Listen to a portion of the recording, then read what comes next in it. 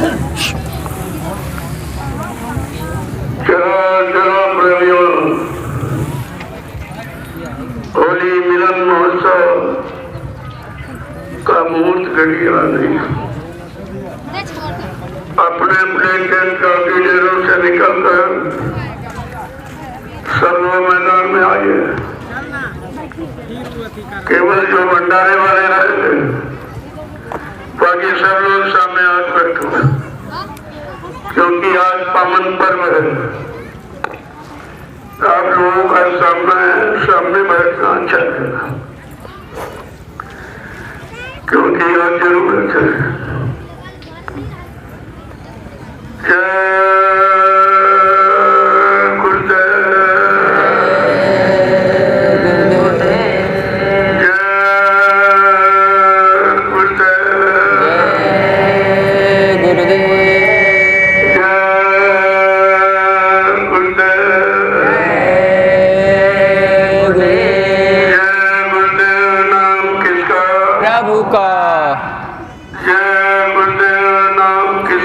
प्रभु का जय गुरुदेव, नाम किसका?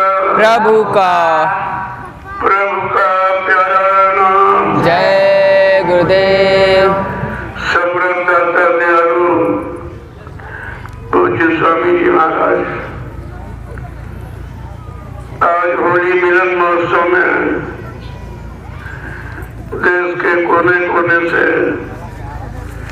सभी प्रांतों से, जनपदों से, शहरी ग्रामीण अंचलों से आए समस्त सत्संगी प्रेमीजनों, इस धार्मिक धरा पर यानी भारतवर्ष में जितने तिथि त्योहार रस उल्लास जो मनाए जा रहे हैं, ये महात्माओं की देन है। अगर महात्मा न आते तो आपको कोई त्योहार नहीं मिलता, तुमको हंसी खुशी खुशहाली मनाने का कोई दिन नहीं मिलता। वैसे भी सब रो रहे हैं, सब परेशान हैं, केवल इन्हीं तिथियों पर आपको चंद मिनट की खुशहाली मिल जाती है। अगर महात्माओं ने दया न की होती तो किसी को कोई पर्व त्योहार नहीं मिलता। फिर रोने के सिवा तुम्हारे पास कोई रास्ता नहीं रहेगा। ये होली मिलन महोत्सव जो आज मनाया जा रहा है, ये सतयुग की है और भक्त प्रहलाद की, ये भक्तों की है, वो भी हरि भक्तों की। लेकिन आज तो गुरु भक्ति का समय आ गया है, इसलिए गुरु भक्तों को मनाने का पर्व अभी बाकी, उस समय से आपको मिलेगा। वैसे दिवाली तो आपने जान ली, मना ली, 23 मार्च मुक्ति दिवस, ये सबसे बड़ी खुशहाली कलयुग के जीवों के लिए, क्योंकि जिन जिन अवतारी शक्तियों ने जो मेहनत, परिश्रम, परेशानी उठाई, उन्हीं के नाम पर ये त्योहार बना दिए थे। लेकिन आज जो समृद्ध मालिक सारे भूमंडल का दूर दूर करने आया, उसने जो संघर्ष यात्राएं होगी वो तो किसी को मालूम नहीं। इसीलिए लोगों को बताने के लिए ये 23 मार्च मुक्ति दिवस रखा गया। पहली बात तो नाम सृष्टि में किसी ने आज तक दिया नहीं, क्योंकि मुक्ति देने का, कराने का, दिलाने का अधिकार यहाँ किसी को नहीं था।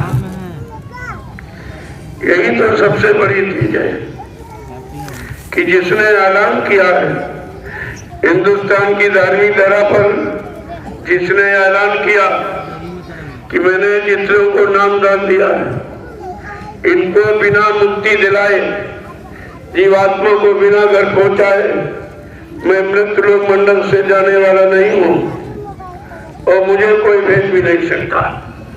न किसी को भेजने से मैं आया हूँ और न किसी के यहाँ से भेजने से जाऊंगा।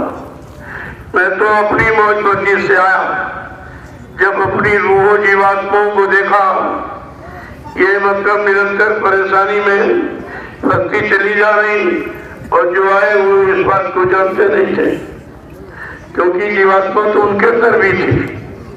जो शक्तियां आई, जो ऋषि मुनि योगी महाराज, उनमें भी यही जीवात्मा जो हमारे आप में। जीवात्मा कोई अंतर नहीं था, लेकिन जीवात्मा का राज रहस्य, ये जो गूढ़ राज है, ये कोई जानता नहीं। ये ज्ञानी विज्ञानियों के बस की बात नहीं है। शारीरिक इंद्रियों की साधना करने वाले केवल शरीर तक सीमित है, मन को भी नियंत्रण कंट्रोल में नहीं कर पाए। ये साधना केवल शरीर को जड़ पदार्थ देने तक सीमित रही है, जड़ सामान, लेकिन चेतन सामान किसी ने दिया नहीं। तो आज आप लोग आए हो तो उसका लाभ ले लो, क्योंकि तिथि त्योहार का भी लाभ वो लोग भूल गए, क्योंकि सब उल्टा हो गया। तुमने तो होली का हुड़दंग कर दिया, होली तो नहीं हुई, हुड़दंग हो गया। मतलब यानी खान पान गंदा कर लिया, भाव विचार गंदे कर लिए, कर्म गंदे करने लगे, तो त्योहार की महिमा खत्म हो गई।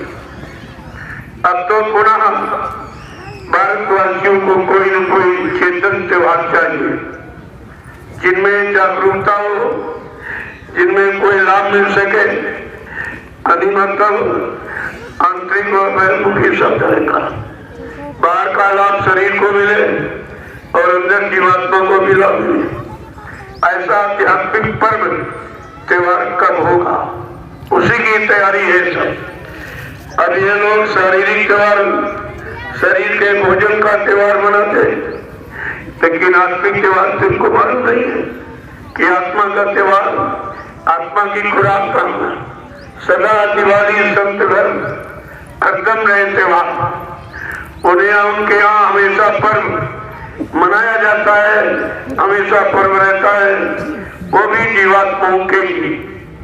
शरीर तो नाशवान है, इसके लिए क्या त्योहार? आज खाना खाया, कल शरीर छूट जाएगा, खाना भी नहीं काम करेगा। फिर उस जड़ शरीर में आप कितना जो कुछ सामान उसके ऊपर चढ़ा दो, लेकिन तुम खड़ा नहीं कर सकते। तो जड़ तो जड़ ही है, लेकिन जड़ करे चेतन, वो कौन सी चीज है? जो शरीर जड़ है, सबने यही माना, फिर उसको चेतन किसने किया? चेतन का रूप किसने दिया? का वो परमात्मा की जीवात्मा है, खुदा की रूह है, वो चेतन रूप देती है। और जिसने चेतन शक्ति प्रदान की, ऊर्जा ताकत दी, हम तो उसको जानते नहीं, उसके बारे में किसी ने कोई चर्चा नहीं की। यहाँ तीन युगों में केवल शरीर की चर्चा, शरीर को मान सम्मान अधिकार दिलाने की चर्चा, कि राजपाट मिल जाए, धन दौलत मिल जाए, मतलब पद पत्नी बाल बच्चे, इसके सिर्फ कुछ नहीं मिला। और ये सब शरीर के साथ खत्म हो जाएगा। जब शरीर नहीं रहेगा, ये तुम्हारा सामान भी यहीं पड़ा रहेगा, ये शरीर के प्रयोग भी नहीं आ सकता।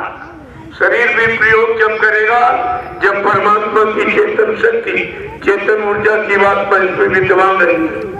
जब तक जीवात्मा रहेगी, तब तक आप शरीर के जो संबंधित सामान आपने इकट्ठा किया, जमीन है, मकान है, दुकान है, धन है, दौलत है, बाल बच्चे, पति पत्नी, आप उसका प्रयोग तभी तक कर सकते हैं जब तक शरीर में परमात्मा की चेतन शक्ति जीवात्मा रहेगी। जीवात्मा निकल जाने के बाद ये सारी सृष्टि मुर्दा हो जाती, चाहे पशुओं का शरीर हो, चाहे पक्षियों का, कीड़े मकोड़ों का है, जंगली जानवरों का या इंसान का। जब तक जीवात्मा रहेगी, तब तक अमन चमन ये सब आपको दिखाई देगा। जीवात्मा के निकल जाने के बाद ये सब खत्म, शून्य हो जाएगा। तो काल की शक्ति, काल की व्यवस्था जो ये सृष्टि है, इसको दयाल की चेतन जीवात्मा तो रौनक दिखा रही है, उसी के काल की रौनक है, तो काल भी कुछ नहीं कर सकता। लेकिन इसीलिए तो दयाल ने कहा, काल रचा हम सोच समझ के। मैंने देख काल की रचना सोच समझ के की, ऐसा नहीं है। कोई अज्ञानता में, कोई मतलब लापरवाही में नहीं, काल रचाम सोच समझ के, बिना काल में खोज जीव की। अगर काल न होता, तुम मार न लगाता, तो तुम दयाल के शरण में कभी नहीं आती। तो उसका भी श्रेय है कि दयाल के शरण तक पहुंचाने का। अगर वो परेशानियां न दे, मुसीबतें न दे, तुम्हें मतलब यानी तरह तरह की मार न लगाए, तो दयाल के शरण में कोई आएगा नहीं, कोई नहीं आएगा। वो तो काल की मार के कारण आप आ गए। तरह तरह की परेशानियां, मुसीबतें दिखते हैं, बीमारी, महामारी, लड़ाई झगड़ा, देवी प्रकोप, दुर्घटनाएं, अकाल मौत, ये सब अगर न दिया जाता, काल ये न देता, तो तुम दयाल के पास कभी नहीं आते। तो काल का श्रेय समझो। इसीलिए दयाल ने काल की सबसे पहले पूजा कराई। पहला नाम काल का ही तो है, काल भगवान का है। काल सबसे पहले उसका नाम लो, रूप को याद करो और उसको अंतर दृष्टि से प्रणाम करो। जब प्रणाम करोगे तो खुश हो जाएगा, अब खुश हो जाएगा तो तुम्हें दरवाजा खोल देगा, आप उसके देर से निकल सकते हो। अगर आपने उसको खुश न किया, नाराज किया और उसके जो नियम सिद्धांत बने उनको नहीं माना, तो फिर वो जाने नहीं देगा। जब रामकृष्ण को नहीं जाने दिया तो तुम कैसे निकल जाओ? रामकृष्ण, ब्रह्मा, विष्णु, महादेव, कैसी देवी देवता किसी को नहीं जाने दिया, सबको कैद करके रखा, सबको अपना दास गुलाम बना के रखा। इतना जबरदस्त काल है। लेकिन जब सम्राट मालिक भूमंडल पर आया तो उसने काल को चुनौती दी। क्या कहा? ऐ काल, तू सब युग में गया, ऐ कलयुग, तू सब युग में गया और तूने सबको परेशान किया, डराया बिड़ाया। ये सब मतलब यानी जब तू सतयुग में चला गया, ये सब घर में गया, ऐसी सबसे बड़ा है ये सब घर में गया।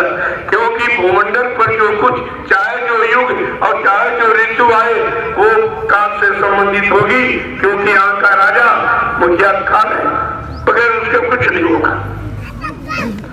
तो जब काल के देव पे हम आप रह रहे हो, उससे झगड़ा करोगे तो कैसे रहने देंगे? इसीलिए दयाल ने काल की पूजा सबसे पहले कराई।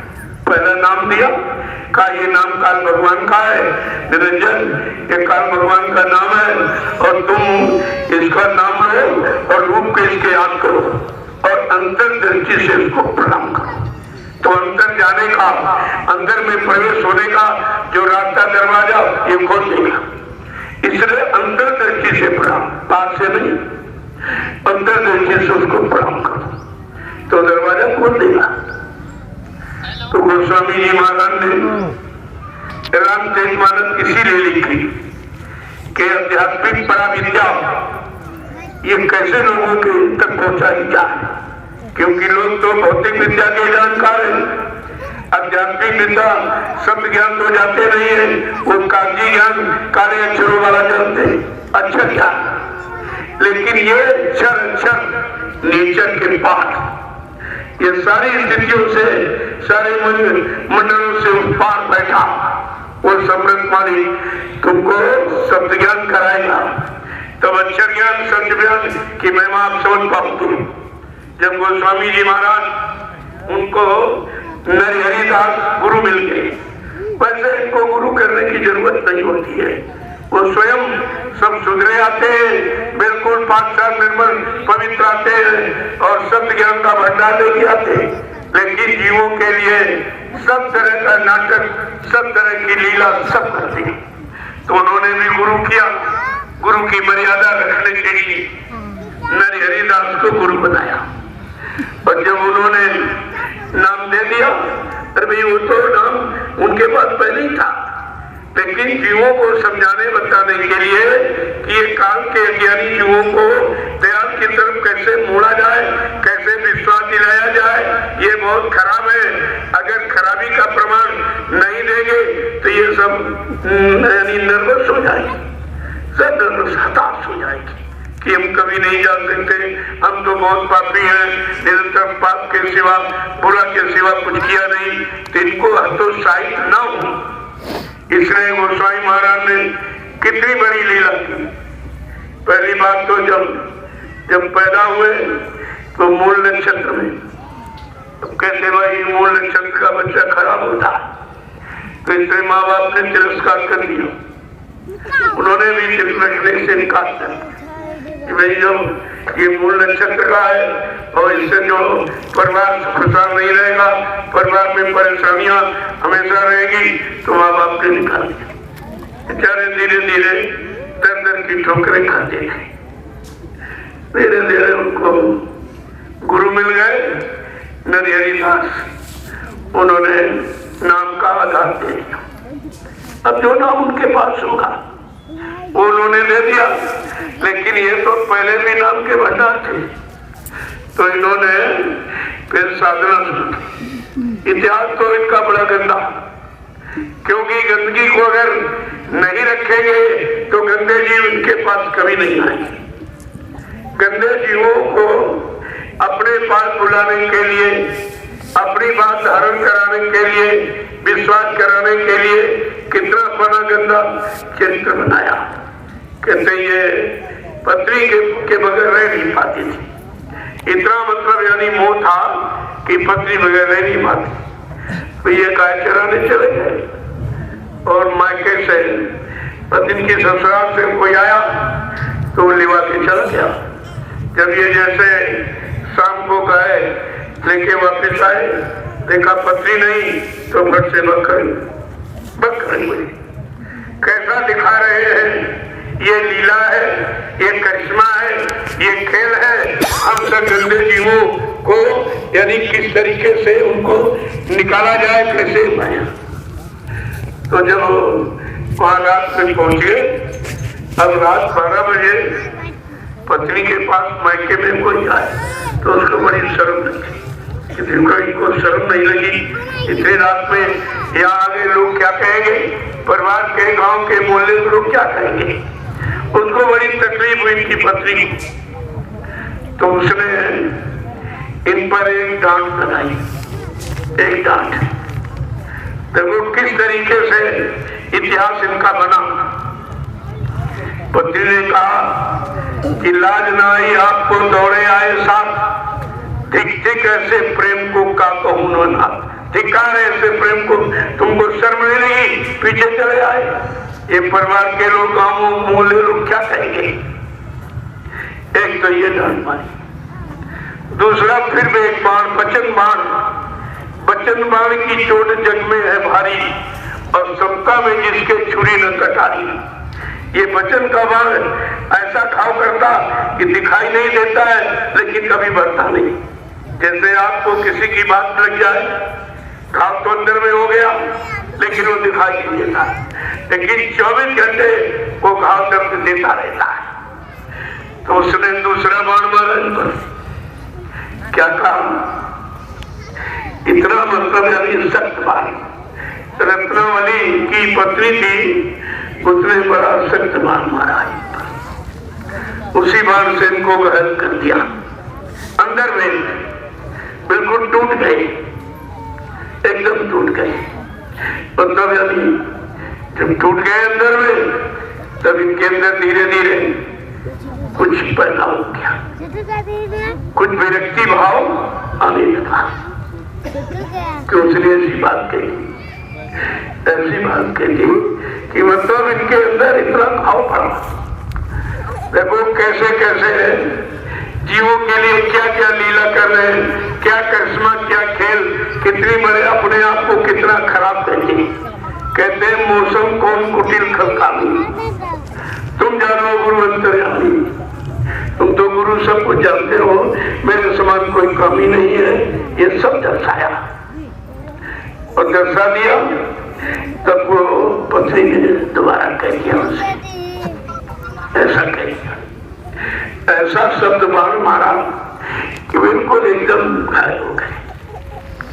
काम कर लो, उसी बाण से सब चला गया, एकदम शांत हो गए। तो कहने का मतलब ये है किस तरीके से अपना इतिहास लोगों के सामने खोल रखे रहे। हम लोग अपनी बुराई छिपाते हैं, बुरे कर्मों को छिपाते हैं और ये सबको खोल के बताते हैं कि मैं कितना बुरा हूँ। मौसम कौन कुटिल खलकामी, तुम जानो गुरु अंतर्यामी। गुरु महाराज तुम तो सब कुछ जानते हो, तुम अंतर्यामी घटघटवासी हो, मैं कितना यानी मतलब कुटिल खलकामी हूँ। देखिए कितनी बड़ी बात की है।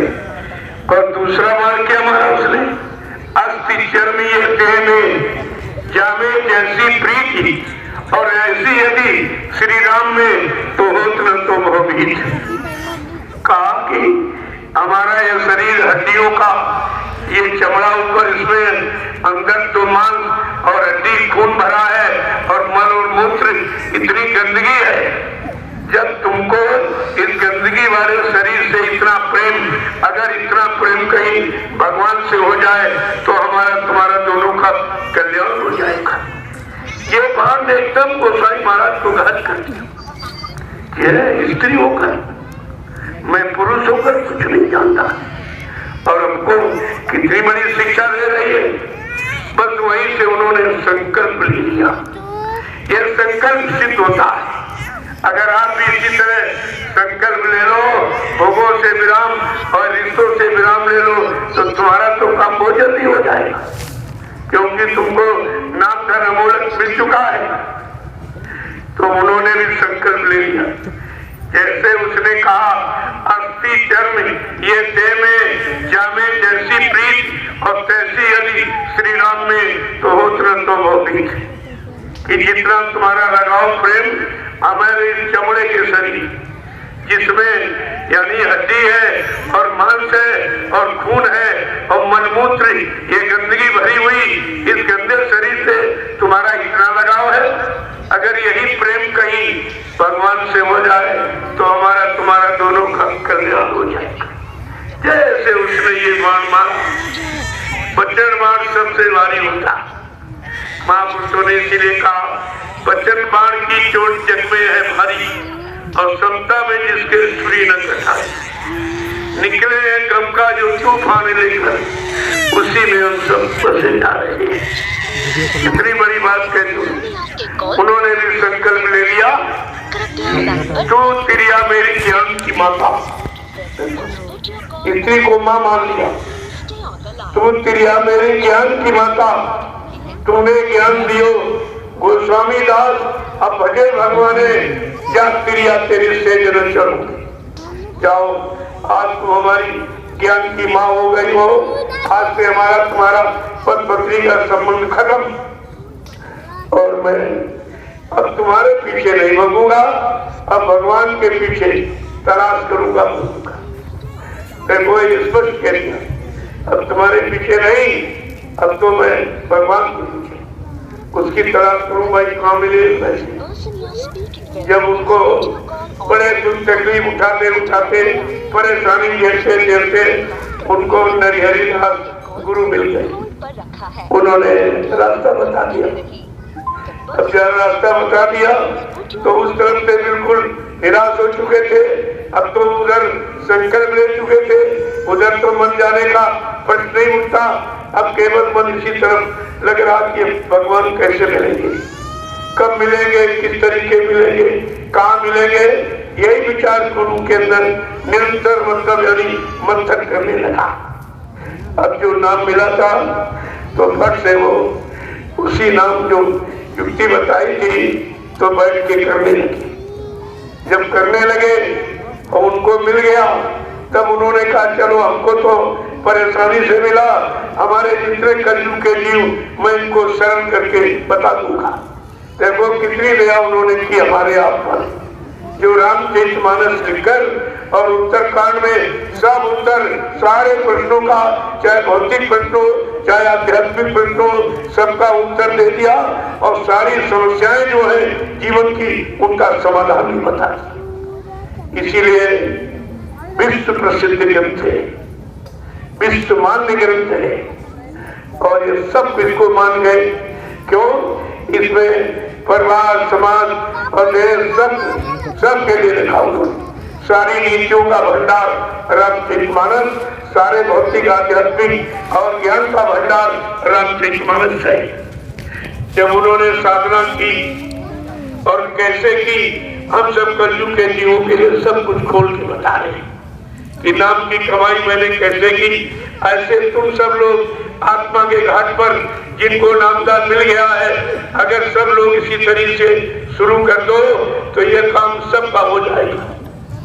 उन्होंने जैसे किया बताया कि मुदित नयन नेत्र सित तब भायाऊ अपनी चितवात कौशलपुर गयो। कहा जब मैंने गुरु ने बताया इन आंखों को बंद कर लिया, ये बाहर की आंखें उधर कोई नहीं देख पाई, कुछ अंदर में नहीं देख सकती, ये बार बार देखती है। बाहर का तुमने देख करके तो संकल्प ले लिया है, अब अंदर देखना है, इसलिए इन आंखों को बंद। मुदित नयन त्रसित भयो, जैसे मैंने बाहर की आंखों को बंद किया, अंदर की आंख पर प्रेशर डाला तो बड़ी शांति मिली, बड़ी शांति मिली। मुदित नयन त्रसित भयो पूर्ण चितवन कौशलपुर गयो। जब बार बार मैं उस आत्मा की आंख खुल गई, उस आत्मा के दिव्य आंख से मैं बार बार उधर देखता हूँ तो कौशलाधीश के दर्शन हो गए, कौशलाधीश के दर्शन मिल गए। देखो ऐसे दर्शन राम का। अभी बाहर में कोई फोटो रख लो, कोई पत्थर का मतलब आकार बना लो तो उससे कोई दिखाई थोड़ी देगा, उससे पूछे। वो तो समझाने के लिए एक प्रमाण रखा गया कि राम इस तरह, कृष्ण इस तरह, अगर इनको तुम पाना चाहते हो, इनके पास जाना चाहते हो, इनके मंडल मुकाम पहुंचना चाहते हो तो इस तरीके से आप करो, बिगड़ बगैर की तो कुछ मिलेगा नहीं। तो उन्होंने बिल्कुल प्रारंभिक स्टेज साधना कि कैसे मैंने किया वो खोल के कहे। सर्वप्रथम गुरु के आदेशानुसार जैसा उन्होंने बताया मैंने वैसा ही करना शुरू किया कि मुदित नयन त्रसित भयो अपुन चितवत कौशल। ये पहले है निरंजन भगवान के आदेश से ये मृत लोग मंडल पर आए थे, वैसे रहते यहाँ नहीं, रहते तो साकेत हम, इसीलिए कौशलपुर कहा। मैं कौशलपुर गया, मेरी आत्मा वहां पहुंची और अपने आंख से, अपनी आत्मा की दिव्य आंख से मैंने कौशलाधीश का दर्शन किया, बिल्कुल साक्षात्कार उनका किया। देखिए कितनी बड़ी बात, कितनी बड़ी बात उन्होंने इशारा करके बता दिया। इसी तरह हमें आपको भी करना चाहिए, तब भगवान राम का दर्शन होगा। इन आंखों से नहीं होगा, इन कानों से वो आवाज उनकी नहीं सुनाई देगी कि वो क्या बोलते, कैसे बोलते, और इस नाक से वहां की सुगंधी का वर्णन नहीं आप कर सकते। वो उसमें जीवात्मा में एक आंख है, एक नाक, एक कान है। जब वो खुल जाएगा तो उधर का सब स्पष्ट, तुमको भी किसी से पूछने किताब को लेने पढ़ने की जरूरत नहीं पड़ेगी, आप साक्षात्कार करेंगे। आगे कह क्या है कि उधर माज सुन नजराया और देखे वो बहु ब्रह्मांड निकाया। उधर मध्य में अब यहाँ विद्वानों ने बिल्कुल एकदम उल्टे कर दिया। कहते उधर माने पेट में, उधर माने पेट में जब नहीं। अरे भाई पेट की रचना तो किसी सर्जन से पूछ लो, जो ऑपरेशन करता सब बता देगा, लेकिन वो तो उधर मध्य में, यानी ये मध्य, इधर मध्य में जब मैं पहुंचा, यानी पहले नाम को क्रॉस करके दूसरे नाम का स्मरण किया तो उनके लोक में जब पहुंचा, ब्रह्मलोक में, तब कहते कि उधर माज सुन नजराया और देखे वो बहु ब्रह्मांड निकाया। जब ब्रह्मलोक यानी दूसरा नाम ब्रह्म का जब ब्रह्मलोक में पहुंचा तो तमाम तरह के ब्रह्मांड, बहुत तरह तरह के ब्रह्मांडों की रचना मैं देख रहा हूँ। तब मैं पूरे गुरु को सराह रहा हूँ, गुरु की महिमा कि अगर आपने ये रास्ता न दिया होता तो आज तो यहाँ आने का प्रश्न नहीं था। उसी काल माया के देश में भोगों को बदकर चक्कर लगाता रहता और जन्म मरण मरता जन्मता रहता, लेकिन ये चीज नहीं, ये गुरु की महिमा है। कहा कि मतलब वहां पर ये खुद पहुंच गए, खुद अपनी जीवात्मा को जलाकर, क्योंकि इनको गुरु मिले थे और आपको तो सदगुरु मिले हैं। सदगुरु कहते हैं मैं खुद ले जाऊंगा, तुम तो पहुंच सकते नहीं हम आप, और हमारे आप में शक्ति भी नहीं। तो सम्राट दाता सदगुरु दयाल ने कहा मैं खुद लेके जाऊंगा, हर मंडल मुकाम का दर्शन कराऊंगा, या ब्रह्मलोक में ब्रह्मा जी का दर्शन कराऊंगा, विष्णु लोक में विष्णु भगवान का दर्शन कराऊंगा, शिवलोक में भगवान शंकर का दर्शन कराऊंगा, साकेत लोक में भगवान राम का दर्शन कराऊंगा, गोलोक में भगवान कृष्ण का दर्शन कराऊंगा। का ये दर्शन कराता कराता तुम तो यही कहोगी यही छोड़ दो, बहुत अच्छा बोल, लेकिन नहीं, सबकी सुंदरता, क्योंकि यहाँ तो कुछ है नहीं, यहाँ तो तुम गंदगी में फंस गए इस चमड़े के शरीर में, यहाँ से गंदगी से तुम निकल नहीं पा रहे हो और गंदगी को तुमको सब कुछ मान लिया, उसी में फंस गए। लेकिन वो क्या कह रहे कि सारे इस गंदगी वाले लोग से ऊपर सारे लोगों में सुंदरता ही सुंदरता है। जब वहां पहुंचोगे तो ये तो आपको कहेगी बस बस बस ये हमको छोड़ दीजिए, कहते नहीं ये तुम्हारा घर नहीं, मैं तुमको घर पहुंचाने का मैंने वादा किया है, मैं अपने वादा पूरा करूंगा, तुम्हारे अनुसार थोड़ी, तुम तो हर लोग की सुंदरता देखोगे वहीं पर तो जाओगे। धीरे धीरे धीरे जब ब्रह्म स्थान पर पहुंचे तब गोस्वामी महाराज कहते कि मैंने तमाम ब्रह्मांडों की रचना की, देखी, बड़ी बड़ी रचना, वहां की खूबसूरती मैंने देखी। जब तीसरे स्थान पर पहुंचे तब क्या देखी कि अति विचित्र तालों के अनेका और रचनाया भी का, कहते ऐसे विचित्र रचनाएं, ऐसी रचनाएं कहीं नहीं। कहते ये सब गुरु की दया से, अगर रास्ता न देते और गुरु पर विश्वास, उनके रास्ते पर विश्वास करके अगर नाम की कमाई न करते तो इन लोगों का दर्शन नहीं हो सकता। देखो कैसे कहते अति विचित्रता लोग कभी का, अनेकों लोग, एक लोग नहीं अनेकों लोग, और उनकी यानी विचित्र उनकी रचना जो यहाँ खूबसूरती की, सुंदरता की यहाँ कहीं नहीं है। कहते मैंने वो सब देखा। देखो कितनी बढ़िया कि कोटि चातु रानन गोरी सा अवगणित से शारदाई सा, कोटि चतुरानन, करोड़ों ब्रह्मा, करोड़ों विष्णु, करोड़ों शंकर से शारदा, ये सब मैंने अपने आंख से वहां देखा। कहा ये देख संत कहे आंखिन की देखी और वेद कहे कागज की लेखी।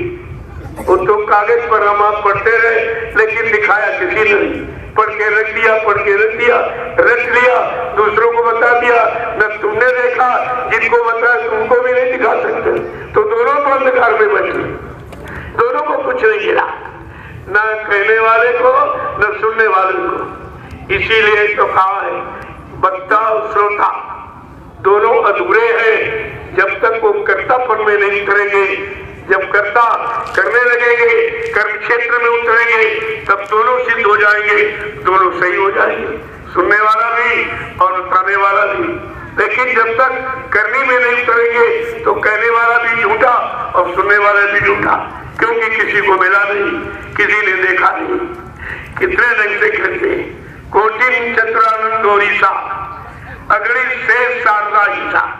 जो यहाँ तुम पढ़ते हो किताबों पर वो केवल पढ़ते हो, और गोस्वामी जी महाराज गुरु की दया से अपना तीसरा नेत्र आत्मा का खोल लिया और उसे सब देख रहे, हर मंडल में जा रहे और सबको देखते देखते। लेकिन वो धीरे धीरे उनको भी पूरा ज्ञान मिला था कि सत्य लोग में ही रुकना, बीच में रुकना मत, ये गुरु ने बता दिया। वैसे वो तो जानकारी थी, वो तो सब बने बनाए आते हैं, उनको यहाँ बनने बनाने की जरूरत नहीं होती, लेकिन फिर भी जीवों को जगाने के लिए, बनाने के लिए उनको ये सब नाटक और लीला, ये खेल, करिश्मा सब करना पड़ता। साफ करना पड़ता है कि जीव बेचारा कैसे जानेगा, वो अब अपने आप में कैसे विश्वास करेगा, अपनी कमी गलतियों को कैसे देखेगा, ऐसा कि इसका प्रायश्चित न करे कि नहीं नहीं जब ये इतने खराब थे ये पार हो गए तो अब भी पार हो जाएंगे। ये इतना बड़ा बल पहुंच जीवों को देने के लिए कितनी गंदगी से अपने आप को ढक के रखा, तरह तरह की गंदगी, जबकि 5 निर्मल पवित्र होते उनमें कोई गंदगी नहीं है। हम सब गंदे जीवों के लिए गंदगी को भी करते हैं ताकि ये गंदे जीव ये न समझ जाए कि हम बहुत गंदे, बहुत बुरे, बड़े पापी, बड़े कुकर्मी, हम तो कभी जा ही नहीं सकते।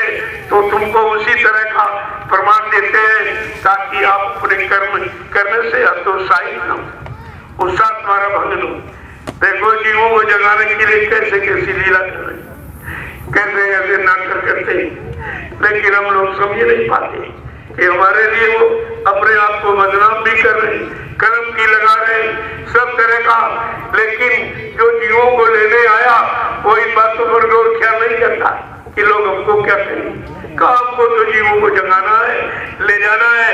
इसलिए जैसे जीव है वही उसी तरह का माहौल, वातावरण हमें बनाना पड़ता है, तभी तो जीव बेचारा मेरे पास आएगा।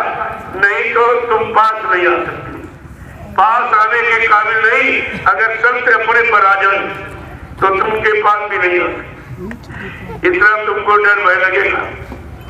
लेकिन वो इतनी शालीनता, इतनी सौम्यता में सीधे पर में रहते हैं कि आप उनके पास रहते हो, बने रहते हो। सब कुछ मतलब न डर लगता है, बार बार मिलने की, देखने की इच्छा होती है। इनको देखते रहे, इनसे मिलते रहे, इस पर इनका मिलता रहे तो उनको सुख शांति मिल रही, तभी तो ऐसा हो रहा। अगर कोई इंसान किसी की लड़की पर ऐसे हाथ रख दे सिर पर तो गोली चल जाएगी। तो कहेंगे देखिए कितना अभद्र है ये, मेरी बच्ची पर इसने हाथ रख दिया।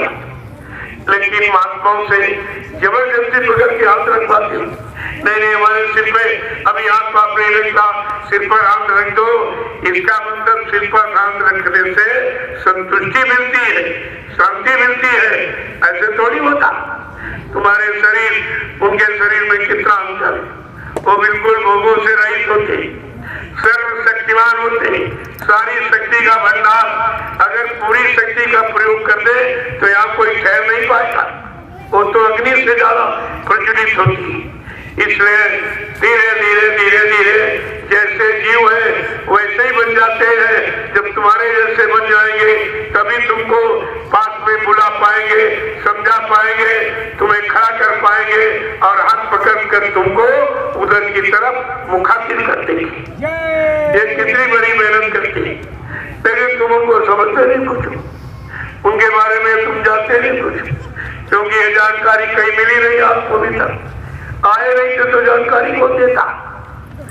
जय गुरुदेव, जय गुरुदेव, जय गुरुदेव, जय गुरुदेव, जय गुरुदेव, जय गुरुदेव, जय गुरुदेव। नाम किसका?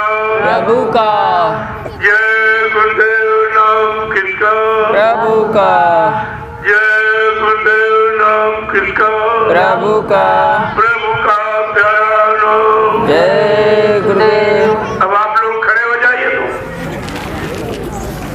बहुत स्फूर्ति में खड़ा होकर तब पता चले तुम्हारे में अपने घर जाने की ये स्फूर्ति सुस्ती नहीं है। तो इतने सुस्त रहते हो कैसे जाओगे? अरे भाई अपने घर जाने के लिए आदमी कितनी फुर्ती आ जाए। अभी जब सत्संग खत्म होगा तो इतने तुम्हारे अंदर यानी स्फूर्ति आ गई कि जल्दी चले, घर पहुंचे, जल्दी भगे, घर पहुंचे। अब तुम अपने उस घर के लिए कोई स्फूर्ति नहीं पैदा करते हो। इसीलिए बार बार आपको खड़ा कराया जाता, बैठाया जाता है, झुकाया जाता। यह सब उधर का विषय, इधर का कोई विषय नहीं, उधर का। क्योंकि शरीर में जीवात्मा है, इसलिए शरीर को पहले उसी को ठीक किया जाएगा। जिसमें जीवात्मा रह रही है, ये जीवात्मा का घर है। पहले उसके घर को पाक साफ निर्मल पवित्र किया जाएगा, तभी तो जीवात्मा सुख शांति से रह पाएगी। और आप जीवात्मा के घर को गंदा करते हो, रोज गंदा करते हो। मतलब यानी तरह तरह के यानी मार काट, हिंसा, चोरी, कत्लेआम, व्यभिचार, कुपचार, झूठ, छल कपट, धोखाधड़ी और गंदा खान पान, ये सब डाल करके आप मनुष्य मंदिर को, जो जीवात्मा का घर है, इसको आप गंदा करते रहते हो। जबकि बाहर के जिनमें कुछ नहीं, इंसान ने ईंट पत्थर का मंदिर बनाया, उसमें कितना झाड़ू पोछा लगा दो, जिसमें कुछ नहीं। और जिसमें परमात्मा की चेतन मूर्ति बैठी, उसमें तो नकली मूर्ति, पत्थर के मकान में पत्थर की मूर्ति लगा दिया। और ये पंच भौतिक शरीर परमात्मा ने बनाया और इसी में अपनी चेतन मूर्ति जीवात्मा को बैठा दिया। ये सच्चा मंदिर है, वो नकली है। तो आप नकली में तो बड़ी पूजा पाठ, बहुत पकाई सफाई, और जो असली है इसमें गंदगी फैलाते रहते हो। आज तक तुमने असली और नकली मंदिर की पहचान नहीं कर पाई। अरे वो इंसान का बनाया और ये भगवान का बनाया, तो भगवान अपने वाले में रहेगा कि तुम्हारे वाले में रहेगा? तुम्हारे ईंट पत्थर वाले में क्या कभी आया था या है, आगे आएगा? अगर आया होता तो जरूर किसी को मिला होगा। जब किसी को नहीं मिला तो इसका मतलब वो रहने के घर नहीं, वो तो उनके यादगार स्थल, वहां पर बैठकर हम लोग उनकी याद करते हैं। यादगार स्थल बनाए गए थे कि परिवारों में, घरों में तरह तरह की कलह होती है, झगड़े होते हैं, इसलिए शांति पाने के लिए हम उस घर के यानी ईंट पत्थर के वो बने मंदिर, मस्जिद, गिरजाघर, गुरुद्वारों का सहारा लेते हैं।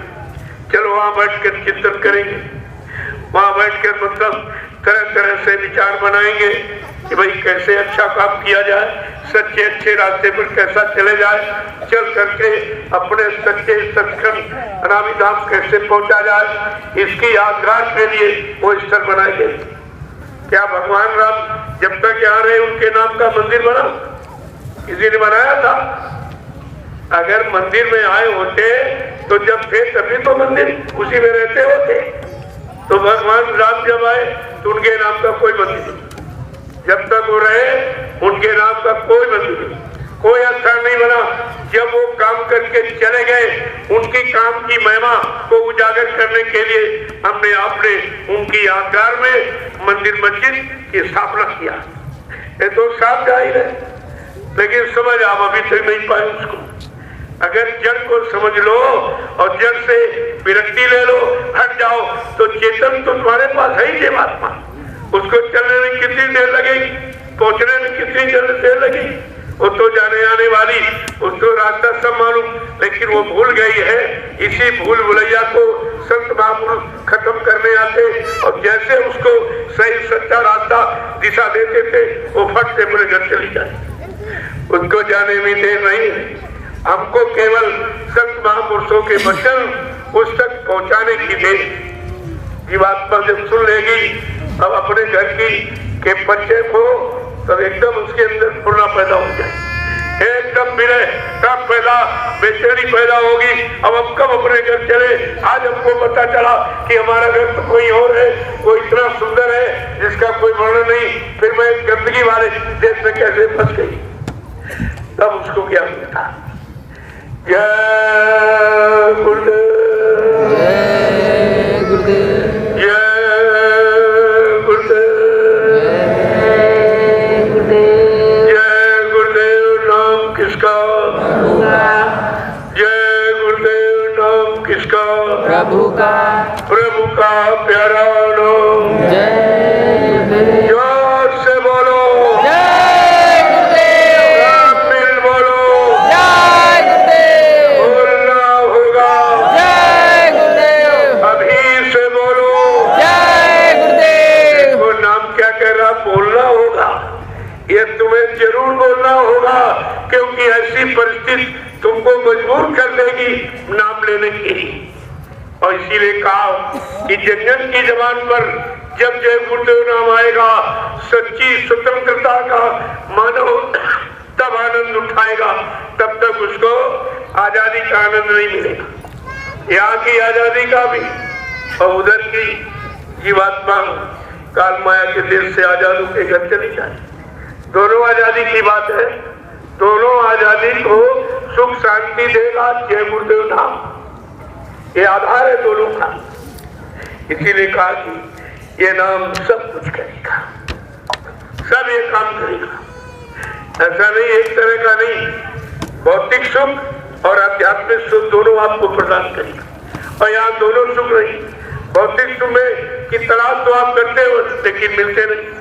सब बेचारे रो रहे, चिल्ला रहे, पछता रहे, तो कहा तुमको भौतिक सुख मिला? भौतिक सुख भी तो आपको नहीं मिला। उसी के लिए रात दिन आप मेहनत परिश्रम करते हो, खेती करते हो, दुकान दफ्तर, बिजली व्यापार मजदूरी ये सब करते हो। किसके लिए? कि सुख शांति मिल जाए, शरीर को परिवार को सुख शांति मिल जाए। और लेकिन सुख शांति कहीं, सब रो रहे, सब चिल्ला रहे, सब परेशान, तरह तरह की बीमारियां, महामारियां, लड़ाई झगड़े, दैवी प्रकोप, दुर्घटनाएं, अकाल मौतें, ये सब परेशानी तो है। इन सारी परेशानियों को दूर कौन करेगा? जय गुरुदेव प्रभु का नाम। ये प्रभु का नाम है, क्योंकि सारी सत्ता प्रभु किसी की नहीं, न राम की सत्ता न कृष्ण की सत्ता, वो अपने अपने लोगों में उनकी सत्ता है। लेकिन मृत्यु लोक से लेकर के और सतलोक सचखंड अनामी धाम तक तो प्रभु की सत्ता है। इसलिए मृत्यु लोक से जीवात्माओं को निकालने के लिए, प्रभु नाम पहुंचाने के लिए कलयुग में प्रभु नाम जगाया गया, ये सिद्ध किया गया। बात आपको समझनी चाहिए। जब समझ लोगे बहुत आसान, कुछ नहीं करना। अन्य युगों के नाम तो इसलिए आए थे कि वो यहाँ समाज की केवल मतलब धर्म की स्थापना, और लोग नहीं पहले समझाया, नहीं माने तो मार काट दिया, यानी धर्म की स्थापना और दूसरों का सुधार। लेकिन सुधार नहीं, जीवात्माओं को सुधार नहीं है, केवल समाज देश के सुधार के लिए आए थे। लेकिन संत महापुरुष देश दुनिया का सुधार भी करेंगे और जीवात्माओं का उद्धार भी करेंगे, ये दोनों काम करेंगे। इसलिए कलयुग का जय गुरुदेव नाम जगाया, प्रभु का नाम। ये प्रभु नाम जब तक जीवात्माओं को अपनी प्रभु सत्ता और प्रभु मालिक के पास पहुंचा नहीं देंगे, तब तक इस नाम से काम बराबर करते ही रहेंगे। ये नाम काम करने के लिए आया, सारे नाम काम करने के लिए आए। वो केवल सामाजिक पारिवारिक मतलब सुधार का था, और ये नाम देश दुनिया का सुधार। रामकृष्ण ने दुनिया का सुधार नहीं किया, केवल भारत एक देश और संत सर्वदेशी। देखो बड़ी बात नहीं है, वो एक देशी सुधार के लिए आए, लेकिन संत महापुरुष सर्वदेशी सुधार की। जितने देश यानी पृथ्वी पर है, दुनिया में है, सारे देशों का सुधार करेंगे। कितना बड़ा काम लेकर के आए, अभी तो कोई काम हुआ नहीं। कहता ऐसा समृद्ध मारी, कहते शरीर छोड़ के चलेगी। अपने तुम यही नहीं जानते हो, जब एक देशी सुधार करने वाले रामकृष्ण आए और उनको भी परेशानियां उठानी पड़ी जेल में, पहला सब कुछ हुआ, लेकिन वो बिना काम किए नहीं गए। जब उनका काम हो गया तभी उन्होंने प्रचार किया, ऐसे नहीं कहते अब मेरा काम हो गया, जिस काम के लिए हमको भेजा गया था अब मैं अपने घर जाऊंगा। उनके सबसे प्रिय मित्र उद्धव जी थे। उद्धव जी ने सुना कि भगवान कहते हम घर जाएंगे, दौड़ के गए, कहते महाराज क्या आपका घर और कहीं? अरे उद्धव ये तो मृत्युलोक है, यहाँ मैं काम करने के लिए आया, अब काम हो गया, अब मैं अपने घर जाऊंगा। कहना आपने कभी बताया नहीं, कहना हमसे किसी ने पूछा ही नहीं, अगर पूछते तो बताते। तो कहना हमारा तो बुढ़ापा आ गया, अब ऐसा करो हमको भी अपने साथ ले चलो। कहा उद्धव मैं ये काम नहीं कर सकता, ये अधिकार मुझको नहीं है कि मैं आपको लेके चलूं। हाँ ये जरूर है, तुम्हारी जीवात्मा के लिए मैं युक्ति बता सकता हूँ। युक्ति कहा ऐसा करो उद्धव, जाओ बद्री का आश्रम, ज्योतिर्निष्ठ ब्रह्मनिष्ठ जब संत महापुरुष की भूमंडल पर आएंगे और नाम की साधना बताएंगे, जब नाम की कमाई आत्मा के घाट पर बैठ कर करोगे तो उद्धव तुम मेरे घर आ जाओगे। मेरे धाम बोलो सबके हाथ में। मैं व्यवस्था नहीं बता सकता, मैं व्यवस्थापक नहीं हूँ, मैं तो कार्यकर्ता हूँ, कर्मचारी हूँ, अधिकारी नहीं हूँ। मुझे जो कर्म करने के लिए इस कर्म भूमि भारत में भेजा गया, मैं धर्म की स्थापना और दुष्टों के संहार के लिए आया हूँ। अब मेरा काम हो गया, मैं प्रेरित जाऊंगा। तो ये सब बताया भगवान के। कहा कि ये बताओ वहां कैसे पहुंचे। कहा कि वो पाप पुण्य जब दो नाम से उधाओ वो हमारे पूर्वासी। जब तुम नाम की कमाई करोगे, जो संत महापुरुष आधार नाम का नामदान देंगे, जब उसकी आत्मा के घाट पर तुम वैज्ञानिक कमाई करोगे तो पाप पुण्य तुम्हारे सब खत्म हो जाएंगे। और पाप पुण्य जब दो ना से उधाओ वो हमारे पूर्वासी, वो मेरे गोलोक धाम आ सकता। ऐसे कोई नहीं जा सकता। तुमको हम कैलेंडर रख लिया, पत्थर मूर्ति, रोज अगरबत्ती लगाते, फूल चढ़ाते हो और मुंह से प्रार्थना करते हो, क्या ऐसे घर पहुंच जाओगे? अरे तुम किससे प्रार्थना कर रहे हो? तुम तो पत्थर से, कागज, कैलेंडर से कह रहे हो। वो तो जड़ है। जब उनके लोक में पहुंचो, जब किसी से मिलना होता है तो उसके आवास का, प्रवास का पता लीजिए। जब आवास पर पहुंचे, अगर होगा, नहीं होगा, कभी आपका काम नहीं हो कर सकता। जब वो मौजूद होगा अपने घर में, तभी आपसे मिलेगा, मुलाकात होगी, तब तुम्हारी कोई फरियाद वो सुन सकता। अगर है नहीं तो कैसे? बड़ी अव्यवस्था है ये। इतना झंझट फैला दिया लोगों ने, इतना दूर कर दिया सच्चाई से, अच्छाई से, हकीकत से, सत्यता से। आपको इतनी दूर उठा के फेंक दिया, वहां से वापस सत्य खाने में बड़ी देर लगेगी। लेकिन महापुरुष कभी हताश नहीं होते, न जीवों को हताश होने देते। अपने बल पौरुष से कहा था, मैं अपने बल पौरुष से अपनी सारी जीवात्माओं को इनको घर पहुंचाऊंगा, क्योंकि मैंने वादा किया है। देखो कितना बड़ा संकल्प, जबकि हम सब लोग इतने गंदे हैं, उधर की तरफ मुड़ भी नहीं सकते। जाना पहुंचना तो बहुत बड़ी बात, उधर मुड़ने के काबिल भी नहीं। लेकिन समृद्ध मालिक कितने दयालु, कृपालु, कितने मेहरबान हैं। कहते नहीं, मैं अपनी सारी जीवात्माओं को अपने नाम जात पर बैठाकर इनको घर पहुंचाऊंगा। जब तक इनको इनके घर नहीं पहुंचाऊंगा, तब तक मैं मानव चोले को छोड़ के जाने वाला नहीं हूं। कितनी बड़ी बात, कितना बड़ा वादा। लेकिन हम आप ऐसे समृद्ध मालिक को पहचानेंगे, क्योंकि आए, मिले भी और 60 साल तुमको सुनाया। तुम 60 साल मुस्कुरा जाते रहे, बात दौड़ करते रहे, लेकिन जब कोई लीला हुई तो आप पहचान ही नहीं पाए। आपको विश्वास नहीं हो पाया। आपको विश्वास होना चाहिए। अरे अभी तो इतने वादे किए हैं, इतनी प्रतिज्ञाएं की है, इतनी व्यवस्था और भूमिका बनाई, अभी कोई भूमिका शुरुआत नहीं हुई और ये सब स्वार्थी लोभी राशियों ने मालिक के जाने की शुरुआत की। यही हमें आपको समझना है, यही चेतना जागृति पैदा करना। जब जाग जाओगे, चेत जाओगे तो होश में आ जाओगे, होश में आ जाओगे, सब काम तुम्हारे सामने होने लगेगा। तो ये भी कहा, मैं सब काम करके दिखाऊंगा। 1959 की भविष्यवाणी कहीं मिल जाए, कोई पत्रिका तो आप पढ़ना, उसमें बाबा जी ने स्पष्ट कहा कि बच्चा आगे भविष्य में ऐसी नाजुक स्थिति बना के खड़ी कर दूंगा, फिर कुछ दिनों के लिए मैं तुम्हारे से दूर चला जाऊंगा। तुम इतनी जल्दी ना पा पाओगे, ना हमें पहचान पाओगे। लेकिन समय पर आकर मैं अपने समस्त वादों को पूरा करके दिखाऊंगा। लेकिन तुम मेरा इंतजार भजन करके करते रहना। क्या किसी ने ये इंतजार किया भजन कर? सब भगदड़ मच गई, कोई इधर भग गया, उधर। जो बात बताई भूल गए, जो सिद्धांत नीति सिखाई वो भी भूल गए, जो रास्ते पर आपको खड़ा किया, इस रास्ते से घर पहुंचोगे वो भी आप भूल गए। जब सब भूल गए हो तो भूल भलैया में पढ़कर आपने गुरु को भी भुला दिया। ये सब वादे हुए, ऐसा नहीं। हंसी मजाक की बातें वहां नहीं होती।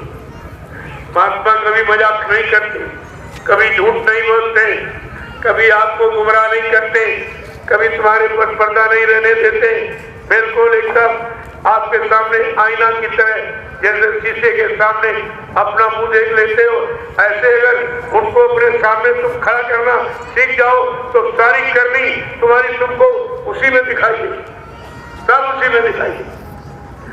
जय गुरुदेव।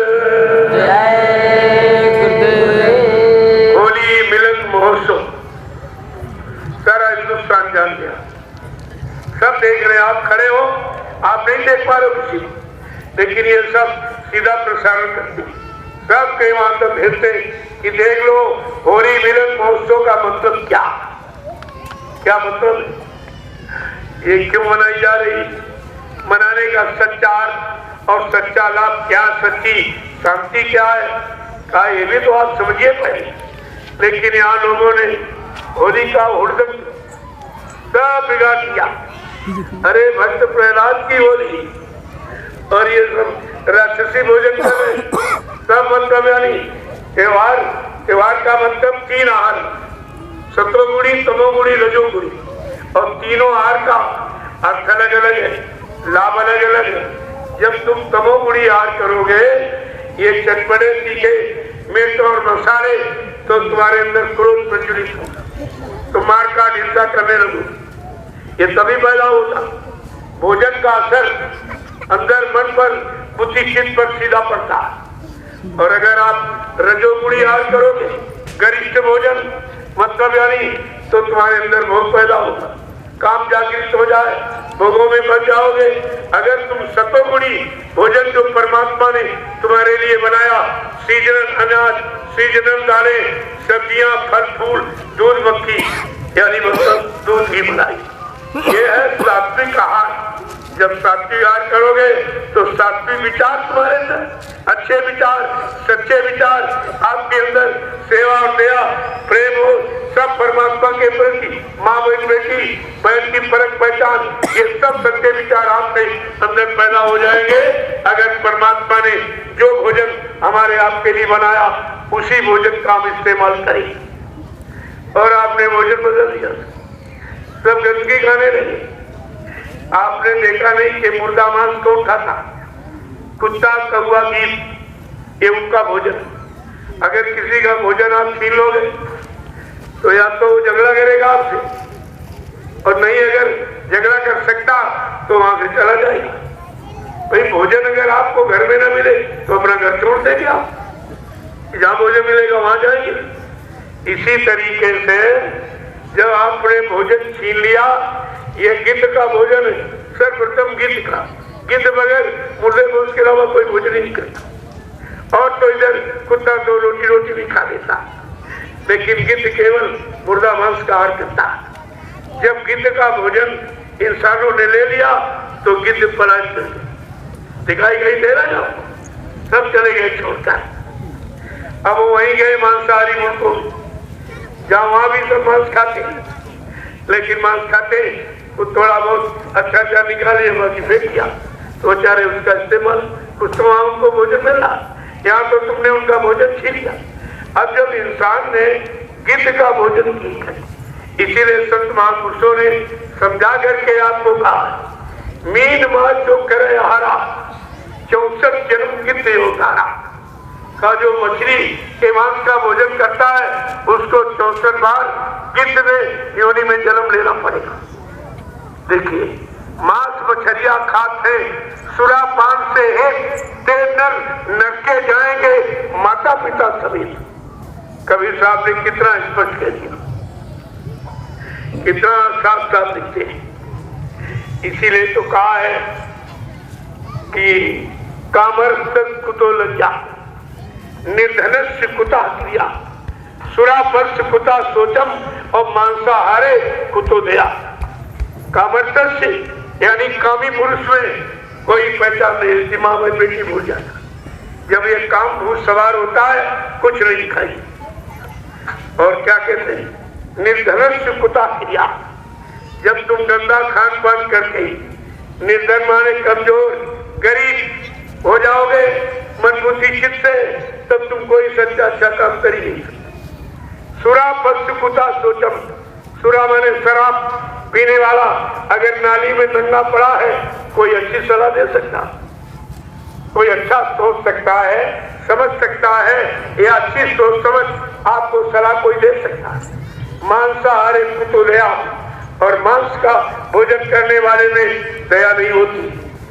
जैसे कुतिया मांस काट, अगर अपने 5 बच्चों के साथ बैठी हूँ, उसके बच्चों को तुम रोटी का टुकड़ा डालो तो फट से छीन के खानी, सामने खाने नहीं देगी, बच्चों का सामने नहीं खाने देगी, पीछे तो दूध पिलाएगी बात, लेकिन सामने भोजन नहीं करेगी। ये छीना झपटी, ये मांसाहार के लक्षण है।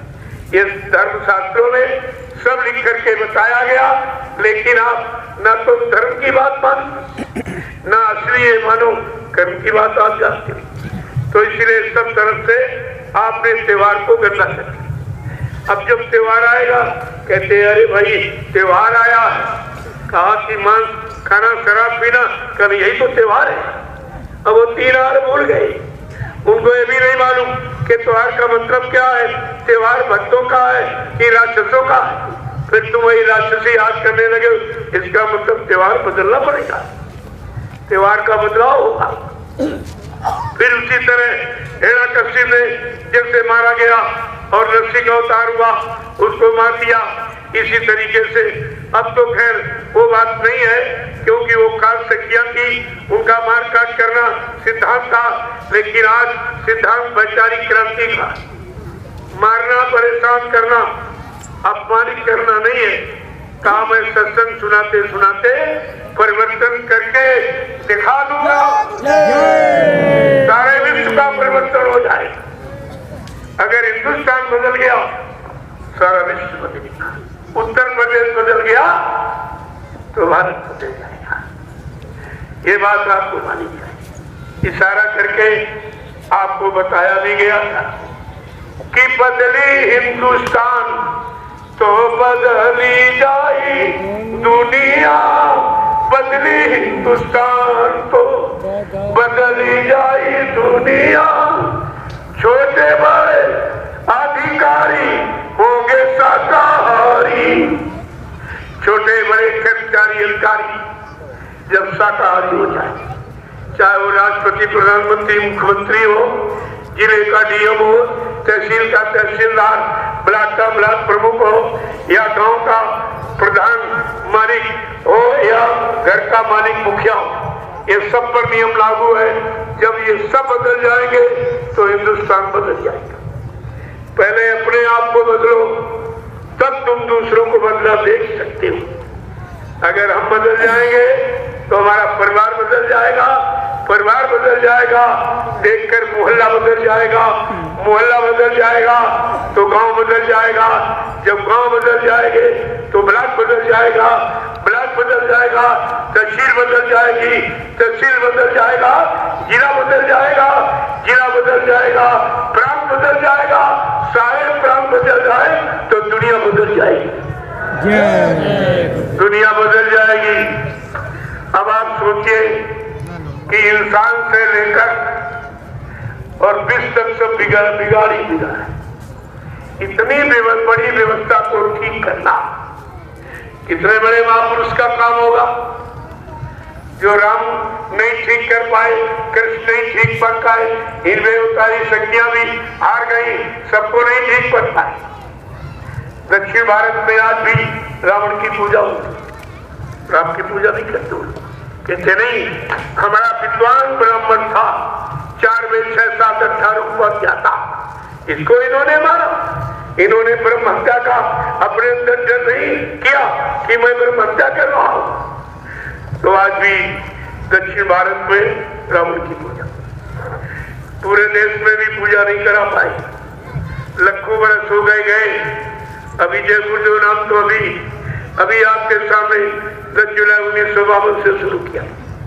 कितनी जल्दी देश दुनिया में फैल गया, सारे लोग जान गए, समझ गए, क्योंकि इसमें वैचारिक क्रांति का भाव है, इसमें पूरी क्रांति मारकाट हिंसा का भाव नहीं है।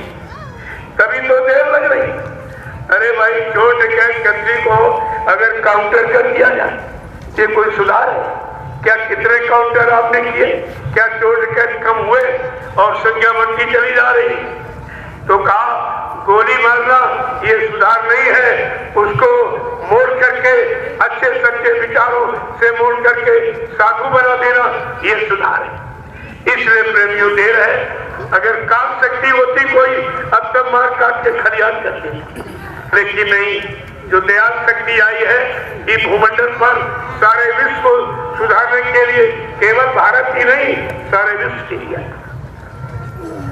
बदली हिंदुस्तान तो बदल जाए दुनिया।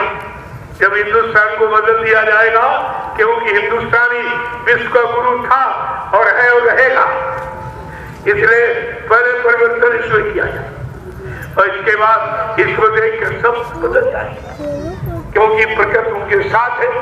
जहां वो बात नहीं मानेंगे प्रकृति को लगा देंगे, वो 2 मिनट में समझा देंगे। जय गुरुदेव, जय गुरुदेव।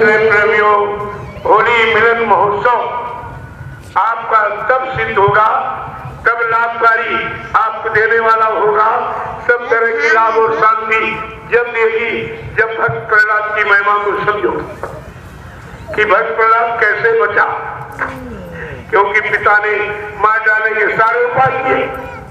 पहले तो उसको पहाड़ से गिराया कि मर जाएगा, लेकिन कुछ नहीं हुआ। इसके बाद हाथी से कुचलाया, तब भी कुछ नहीं हुआ। अंतर्गत अपनी बहन होलिका को बुलाया, कहा होलिका तुझे तो आशीर्वाद है कि तुम अग्नि में नहीं जलती है। कहा भाई साहब, कल फट से निकलो और बैठ जाओ अग्नि में। तो अग्नि में भी नहीं जला। जब अग्नि में रखा तो होलिका ही जल गई। क्यों? आशीर्वाद शुभ कर्म के लिए होता है, अशुभ कर्म के लिए किसी की जान लेने के लिए आशीर्वाद नहीं दिया जाता। वो बेचारी खुद ही जल गई। तभी तो ये और क्रोध में आ गया है ना। देखिए मैंने कितने उपाय किए, इस सब मतलब यानी खारिज होते चले जा रहे। अंत जो गंदा उसने लोहे का खंभा तोड़ एकदम अग्नि में दबा के लाल कर दिया और जल्लादों से कहा बांध दो प्रहलाद को इसी खंभे में, और बंधवा करके तलवार उठाई। कहा बोल तेरा हरि कहाँ है? प्रहलाद ने कहा पिताजी तुम्हारे में मेरा हरि ही बोल रहा, तुम्हारी तलवार के धार में मेरा हरि बैठा। हरि नाम सुनकर इतना चल उठा, इतना क्रोधित हो गया कि खींच के तलवार मारी, और जिस नाम हरि नाम के सहारे प्रहलाद खड़ा था उस नाम ने क्या काम किया कि नरसिंह भगवान ने अवतार ले लिया और दुष्ट को मार गिराया। ऐसे भक्त की रक्षा का किया। हम सब भक्तों की रक्षा का ये त्योहार है, इतिहास है।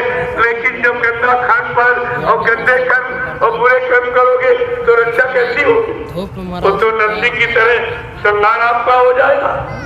इससे त्योहार की महिमा रख। ये सतयुग का त्योहार है होली, इसलिए मैंने उसको होली मिलन महोत्सव का रूप दिया और कहा सब लोग चलो झारखंड की पावन भूमि पर होली मिलन महोत्सव मनाया जाएगा और आप उसमें शामिल शरीक। इसलिए संकल्प ये लो कि मैं भक्त प्रहलाद की होली को कलंक नहीं लगाऊंगा, उनकी भक्ति पर और हरि नाम पर कलंक नहीं लगाऊंगा। ऐसा संकल्प लेकर हम सबको शाकाहारी हो जाना चाहिए। ये संकल्प लो तो आपकी होली हो जाएगी। नहीं भक्ति प्रहलाद की तो होली हो गई, लेकिन तुम्हारी कब होगी? होली हुई हो, उनकी तो हो गई प्रहलाद। हम सब भक्तों की होली कब हो? हमारा आपका बचाव कैसे हो? हम सब काल माया के देश से उसके कर्मों के शिकंजे जाल से कैसे निकलेंगे और कैसे अपने घर की तरफ मुखातिब होकर और पहुंचेंगे? हमें आपको भी उसी तरह प्रयास करना चाहिए। जैसे नाम पर पूरा विश्वास प्रहलाद को हो गया हरि नाम पर, ऐसे हमें आपको ये कलयुग के जगह जय गुरु प्रभु नाम पर ऐसा विश्वास होना चाहिए, तो आपका भी काम हो जाए। अरे बिन विश्वास में कौन सिद्धि, बिना विश्वास के कोई काम सिद्ध नहीं होता। अब आप लोग इस त्योहार की गौरव गरिमा को होली मिलन महोत्सव को ध्यान में रखते हुए पारस्परिक प्रेम प्यार मोहब्बत से एक दूसरे से मिलो। मैं भी बैठा हूँ, देखूंगा आपको, और आप अपनी भूल चूक की माफी कि भाई कोई हमसे भूल चूक हो गई हो, आज इस भक्त प्रहलाद के होली मिलन महोत्सव पर आप हमको माफ करें, तो आपको क्षमा हो जाएगी। ऐसा नहीं है, जब अंदर से कहोगे गुनाह अपने और कमियां तो माफ कर दी जाएगी। वो तो माफ करने के लिए आए ही, उनका काम माफी का है। सब तरह की माफी दिलाएंगे, सब तरह के यानी मतलब पापों से जब तुमको अलग थलग कर लेंगे पाक साफ निर्मल, तभी तो अपने घर ले जा सकेंगे। गंदे जीव तीर थोड़ी उतर जाएंगे। नाम जहाज पर गंदा जीव नहीं बैठ सकता, इसीलिए कहा नाव लगाई शब्द की गुरु ने, चढ़ बैठे कोई सूर भी बैठेगा। ये लोभी लालची, ये कामी क्रोधी आपसे नहीं बैठ पाएंगे। ये सब आपको जानकारी समय से दी जा रही। आज इस होली मिलन महोत्सव झारखंड की पावन भूमि गढ़वा नगर उतारी जिले में जो ये उत्सव मनाया जा रहा है, ये सारा देश जिनको देख रहा, तुम नहीं देख रहे हो, ये सीधा प्रसारण हो रहा, पूरा हिंदुस्तान देख रहा कि होली मिलन महोत्सव झारखंड की पावन भूमि पर कैसे मनाया जा रहा। यह तो समझिए भाई। अब आप आपस में पारंपरिक प्रेम प्यार मोहब्बत, सारे भेदभाव, सारे मतलब यानी जो भी कोई गंदे संदेह विचार, किसी प्रति कोई शंका राग द्वेष, आज यहाँ पर सब इनको जला दिया जाएगा। आप संकल्प ले लें और आपस में एक दूसरे से मिले। छोटा बड़े के पैर छुएगा, बड़ा छोटे को आशीर्वाद दे। तो मर्यादा है अपने हिंदुस्तान की, अपने भारतीय समाज की, ये मर्यादा है। इसी मर्यादा को तो लोगों ने खत्म कर दिया, तभी घर गृहस्थी परिवारों में परेशानियां आ गई, सब लड़ाई झगड़े चले गए। क्योंकि पारंपरिक प्रेम प्यार मोहब्बत अगर बना रहता, सेवा दया के भाव बने रहते, फिर आप ये काम कर दी। अब आप सब लोग एक दूसरे से मिलो। देखो कोई गंदगी नहीं, ये गंदगी का पर्व नहीं है, ये भक्त प्रहलाद यानी उनकी निर्मलता और स्वच्छता और पवित्रता और चरित्रता का, उनकी लगन का त्योहार है। इसलिए कोई गंदगी नहीं आ करो, सीधे ये है मिट्टी उठाइए आप, ये धरती माँ, और इसी भूमि पर आपने एक सप्ताह से ज्यादा भजन किया है। जहाँ भजन होता है वो भूमि पवित्र हो जाती है। आपको ये मालूम नहीं है, एक बार शंकर पार्वती बियाबान जंगल से चले जा रहे थे, अचानक शंकर जी एक जगह रुक गए और वहीं पर लेट करके साष्टांग दंडवत करने लगे। पार्वती चारों तरफ देख रही, कोई मंदिर नहीं है, कोई स्थान नहीं है, ये किसको नमन प्रणाम कर रहे हैं। बड़ा आश्चर्य हुआ। जब 1 घंटे के बाद उठे तब कहा कि भगवान आप किसको प्रणाम नमन कर रहे हैं, आप तो पूछ रही। अरे पार्वती तुम नहीं जानती, चलो थोड़ी दूर चली, आप जानते हो क्रिया बालक बड़ी विचित्र होगी, करके नहीं आगे जब चलोगी वो रात बताइए आप किसको प्रणाम कर रहे हैं। कहा अगर नहीं मानती हो तो सुनो। कहा एक रात यहाँ संत ठहरे अपनी भक्त समाज समूह के साथ, और यहाँ पर सत्संग हुआ था और भक्तों ने यहीं पर साधना की थी। ये स्थान इतना पवित्र है, इतनी ठंडक और इतनी मैग्नेटिक पावर इसमें कि हमको आगे बढ़ने से रोक रही, कितनी हमें ठंडक। ऐसा एक रात आपको कितनी रातें यहाँ बिताए हो, बैठकर आपने सच्चा साधना भजन किया है, ये भूमि पवित्र होगी। इस पवित्र भूमि को इसको लीजिए और सबके मस्तक पर लगाइए, एक दूसरे के मस्तक आप लगाइए और अपने अपने गुनाहों की माफी मांग लीजिए कि भाई हमसे कोई भूल चूक में गलती हो गई हो, कोई अपराध हो गया हो तो आप माफ कर दीजिए। क्योंकि आज आदेश हुआ, जब आदेश हुआ है तो आपको लाभ मिलेगा, माफी मिल जाएगी। आदेश का पालन करने में ही तो सब कुछ है, यही आप भूल जाते हो। अब आप एक दूसरे से, मैं भी यही बैठा हूँ, सब एक दूसरे मिले आप, और मिलने के बाद जब आप स्नान करें, इसके बाद फिर कोई गंदगी नहीं फैलाएगा और सीधे आप जय गुरुदेव। 1-2 घंटे अरे पैर का छूता है, गले में लगा। गलती जल्दी वहाँ गलती सलती माफ करो। सत्संग तो आज का हो, उड़ा भी सकते हैं। लेकिन फिर नहीं तो समय निर्धारित किया है, मैं समय का उस समय जय गुरुदेव। और आज अंतिम था। सब हमी को लगा था, काफी को लगा। जय गुरुदेव, जय फिर आप पार्टी आएंगे, कन्याएं आएंगी, तो उसमें सारा समय जय गुरुदेव। जय गुरुदेव। के लिए आज मैंने जबरदस्त शादी है मेरा। आपकी छुट्टी हो जाएगी। जय गुरुदेव, जय गुरुदेव। जब 4-5 बज जाते हैं, जय गुरुदेव, जय गुरुदेव। गलती सलती माफ कीजिए। बाबा को दीजिए। दर्शन कर पाया नहीं कर पाया, मैंने उनका दर्शन नहीं कर पाया, इस बात को इसलिए कल का सत्संग नहीं होगा। आज मैंने कल के बदले सुबह शाम 2 सत्संग आपको दे दूंगा। जय गुरुदेव।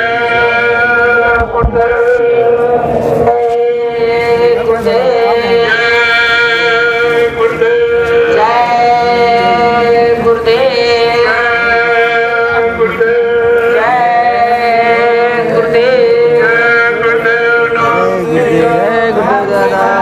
जय गुरुदेव। गलती सलती माफ कीजिएगा दादा। जय गुरुदेव दादा। हम लोग का कोई गलती है नहीं है, इस खुशी बात ज्यादा ना प्रभु का प्यारा नाम। जय गुरुदेव, जय गुरुदेव।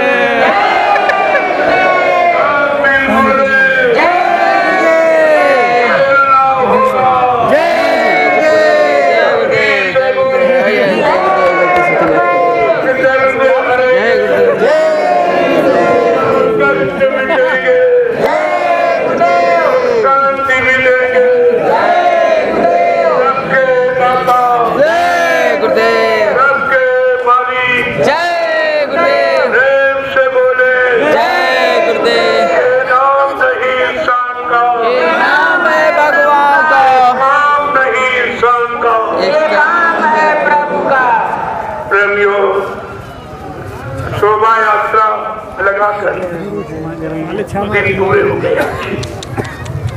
इससे दिन का था पूरा लग रहा है नहीं। पक्कर वो कन्याओं का है और ग्रामवासियों को वहां प्रसाद देने का वो भी आपका पूरा हो गया। लेकिन आज से कार्यक्रम को मैं पूर्ण विराम देना। ये सदगुरु दयाल की दया से निर्विघ्न आज समापन, कोई विघ्न बाधा नहीं, निर्विघ्न समापन हुआ मालिक की दया। जहाँ सदगुरु दयाल की दया होती है वहाँ सब काम पूरा ही होता, अधूरे काम भी पूरे हो जाते, असंभव संभव हो जाता। ये सब आपको जानकारी रखनी चाहिए। आज मैं इस कार्यक्रम को यहीं से पूर्ण विराम दे रहा हूँ। कोई भूल चूक त्रुटि गलती कहने बोलने में हो गई हो, आप सब लोग हमें छोटा समझकर हमेशा क्षमा करते कल रहेंगे। सत्संग नहीं होगा, अवसर मौका मिलता रहेगा, आप सबके दर्शन करता रहूंगा और सदगुरु दाता दयालु के अनमोल वचनों को आप सबके कान तक पहुंचाता रहूंगा। मेरा यही काम है। जय गुरुदेव। अब आप परस्परी जय गुरुदेव। प्रस्तुत कर दो कि लोग होली मिलन महोत्सव को जय गुरुदेव। जय गुरुदेव। अरे इसको ध्यान में रखिए। रिकॉर्डिंग आज ये निर्विघ्न आज समाप्त। मापन हो रहा है सत्संग आज ही तक सदगुरु दाता दयालु की दया से। गाँव वाला हम सब लोग कल सत्संग नहीं उनकी दया के हमेशा भिखारी बने रहे और आत्मा के घाट पर दया की भीख मांगते रहे, तो ये काम आसान समापन कर दिए। बहुत आसान। जो कन्या पूजन दया से सब भंडारा बल में खुल रहे, ऐसे इतनी जल्दी होता। जय गुरुदेव। जय गुरुदेव। आप लोग आपस में मिलिए, एक दूसरे के गले मिलो, महिलाएं महिलाओं से, पुरुष पुरुष से मिलिए। जय गुरुदेव। इसका ध्यान रखिए, मर्यादा जय गुरुदेव जय गुरुदेव जय गुरुदेव जय एक मर्यादा है, इसको बराबर ध्यान रखिए। पुरुष पुरुषों से मिलेंगे, महिलाएं महिलाओं से मिलेंगे, और एक दूसरे के गले मिलो। छोटा यानी बड़े के पैर छुएगा, और मतलब यानी और बड़ा उनको प्यार आशीर्वाद देगा। प्यार का यही है आपके पास, क्योंकि पैर से प्यार मिलता है और चरण छूने से प्यार मिलता है। चरण पैर का अंतर है, इसी बात को आपको समझना चाहिए। एक दूसरे से मिले, अपने अपने गुनाहों की माफी। जय गुरुदेव जय गुरुदेव बाबू, गलती सलती माफ कीजिएगा। जय गुरुदेव गलती माफ कीजिएगा। गलती सलती माफ कर देना बाबू। तो आप हमारी माफी, जय गुरुदेव तो ज्यादा देंगे, तुमको तो उसका फल मिलेगा। तुम आदेश का पालन करते, ये नहीं तुम माफ नहीं कर सकते हो। जब तुम आदेश का पालन करोगे, आदेश देने वाला पाप करेगा। वो तो आपसे जरिया बनाया गया, एक दूसरे से कैसे मिलोगे आप? सब एक दूसरे से।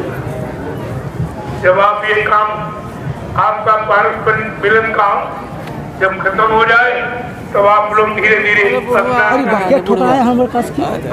करके भंडारों में। जय गुरुदेव दादा, जय गुरुदेव दादा, जय गुरुदेव दादा, जय गुरुदेव दादा, पैर में जय गुरुदेव दादा। आ जाए आप। जय गुरुदेव जय गुरुदेव जय गुरुदेव जय गुरुदेव। गलती से माफ कीजिएगा। जय गुरुदेव जय गुरुदेव जय गुरुदेव जय गुरुदेव। उनको समझाने के लिए आप कब खड़े होंगे, कब अपने घर की तैयारी में लग जाओगे। जय गुरुदेव दादा, तैयारी हे दादा, जय गुरुदेव दादा, जय गुरुदेव। गलती सलती माफ कीजिएगा दादा, प्यार मोहब्बत से रहना है दादा। बाबा ये भी नहीं लगा, यही भूल भरम बाबा ये भी नहीं लगा। ऐसे नहीं बोले। जय गुरुदेव तत्रू भैया, जय गुरुदेव जय गुरुदेव। गलती उल्टी माफ कर दीजिएगा तत्रू भैया, गलती हो गया होगा, माफ कर दीजिएगा।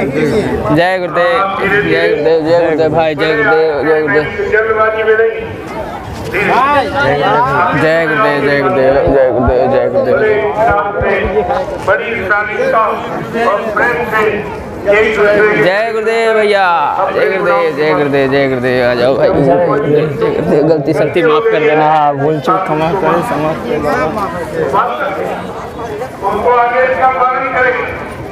ये मत सोचो, अरे हम भाई कैसे बात करेंगे, तुम तो कुछ नहीं कर सकते। जय गुरुदेव नारायण। भैया जय गलती से, अरे यार जय गुरुदेव, गलती उल्टी माफ कर देना भाई, जय गुरुदेव। कोई न कोई जरिया है तुम्हारे तक, वो पहुंचाया जा रहा और तुम्हारे द्वारा गुनाहों की माफी का बयान किया जा रहा, और फिर माफी तो वो देगा जो आदेश देता, उसके बाद माफी तुम्हारे पास माफी। जय गुरुदेव भैया, जय गुरुदेव जय गुरुदेव। आदेश पालनी तो दुर्गति, आदेश पालनी शक्ति और मुक्ति जुक्ति सब उसी से हो जाता है। जय गुरुदेव जय गुरुदेव जय गुरुदेव भैया, जय गुरुदेव। गलती उल्टी माफ कर दीजिएगा। जय गुरुदेव जय गुरुदेव। बड़ी सौम्यता।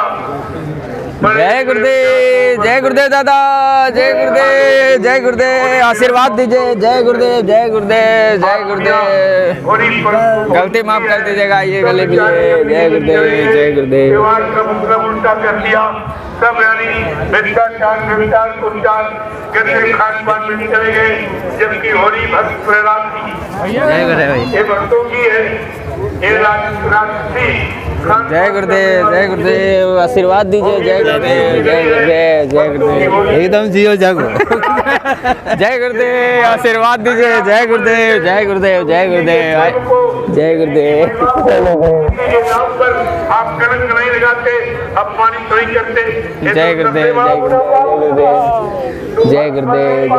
और भक्त प्रहलाद का अपमान कर दिया आपने, उनकी गौरव महिमा आपने खत्म कर दी, उनकी भक्ति पर और नाम कमाई पर, नाम पर, विश्वास पर आपने कलंक लगा दिया। ये सब जानकारी का त्योहार है। तो बड़े प्रेम से एक दूसरे के गले। मैं शाम को सबसे मिलूंगा, अभी नहीं, शाम को सबसे थोड़ा कार्यक्रम जल्दी विराम कर दूंगा ताकि सब लोग बने रहे। त्योहार पर सबसे मिलना अच्छा होता। हम भी इस पावन पर्व पर आप सबके दर्शन करूं, आप सबको प्रणाम करूंगा और ये प्रसाद भी आपको खिलाऊंगा। जय गुरुदेव, जय गुरुदेव। देखो कल सभी भंडारे पक्का भोजन कल भी बनाएंगे और सुबह 7 बजे आप लोग एक लाइन पुरुषों की एक महिलाओं की। अरे केशव भाई, लड़कियां नहीं जाएंगी। जय गुरुदेव, जय गुरुदेव, जय गुरुदेव। गलती माफ कर देना वो यही रहेगी, उसको नहीं जाना। ये ध्यान रखिए आप, ये लड़कियां गाँव में नहीं जाए, तुमको तो यही पर लाभ मिल जाएगा। गुजार ले। लेकिन ये पुरुष और महिलाएं एक लाइन में झंडा लेकर और गाँव में जाएंगे। महिलाओं से कहें कि आज आप अपने घर में चूल्हा नहीं जलाएंगे। हमारे सबके लिए महाप्रसाद यानी सत्संग भंडारों में तैयार कराया गया है, जिसमें आपको तमाम बीमारी झगड़ों में आपको लाभ मिले। ये लाभ के लिए काम कोई कर रहा है। आप हिंदुस्तान में देख रहे हैं कोई यह काम करता है, कोई महात्मा, जय गुरुदेव, जय जय गुरुदेव, जय गुरुदेव, जय गुरुदेव, जय गुरुदेव, जय गुरुदेव, जय गुरुदेव। और तुमसे चंदा नोट पर सबको ले लिया। जय गुरुदेव भैया, जय गुरुदेव। गलती गलती क्षमा कर दीजिए। हमको जनता चंदा नोट वोट देती है, महंगाई भी देती है, टैक्स भी भरती है। जरा एक बार इसको कर दे। ये काम किसी ने हिंदुस्तान में किया ही नहीं। वो काम तुम्हारे हिस्सा आज करके दिखाया जा रहा। गोरी मिलन मौसम यही चीज है। और पुरुषों से कहेंगे कि भाई आज अपने घर में आप चूल्हा नहीं जलाएंगे, तुम्हारे सबके लिए महाप्रसाद सत्संग भंडारों में तैयार करा दिया, जिसको खाने से तमाम बीमारी, तमाम परेशानी, लड़ाई झगड़े और दुर्घटनाएं आपकी कम हो जाएगी, कम हो जाएगी। सब जानकारी है। आपने कभी ऐसा कहीं पढ़ा था?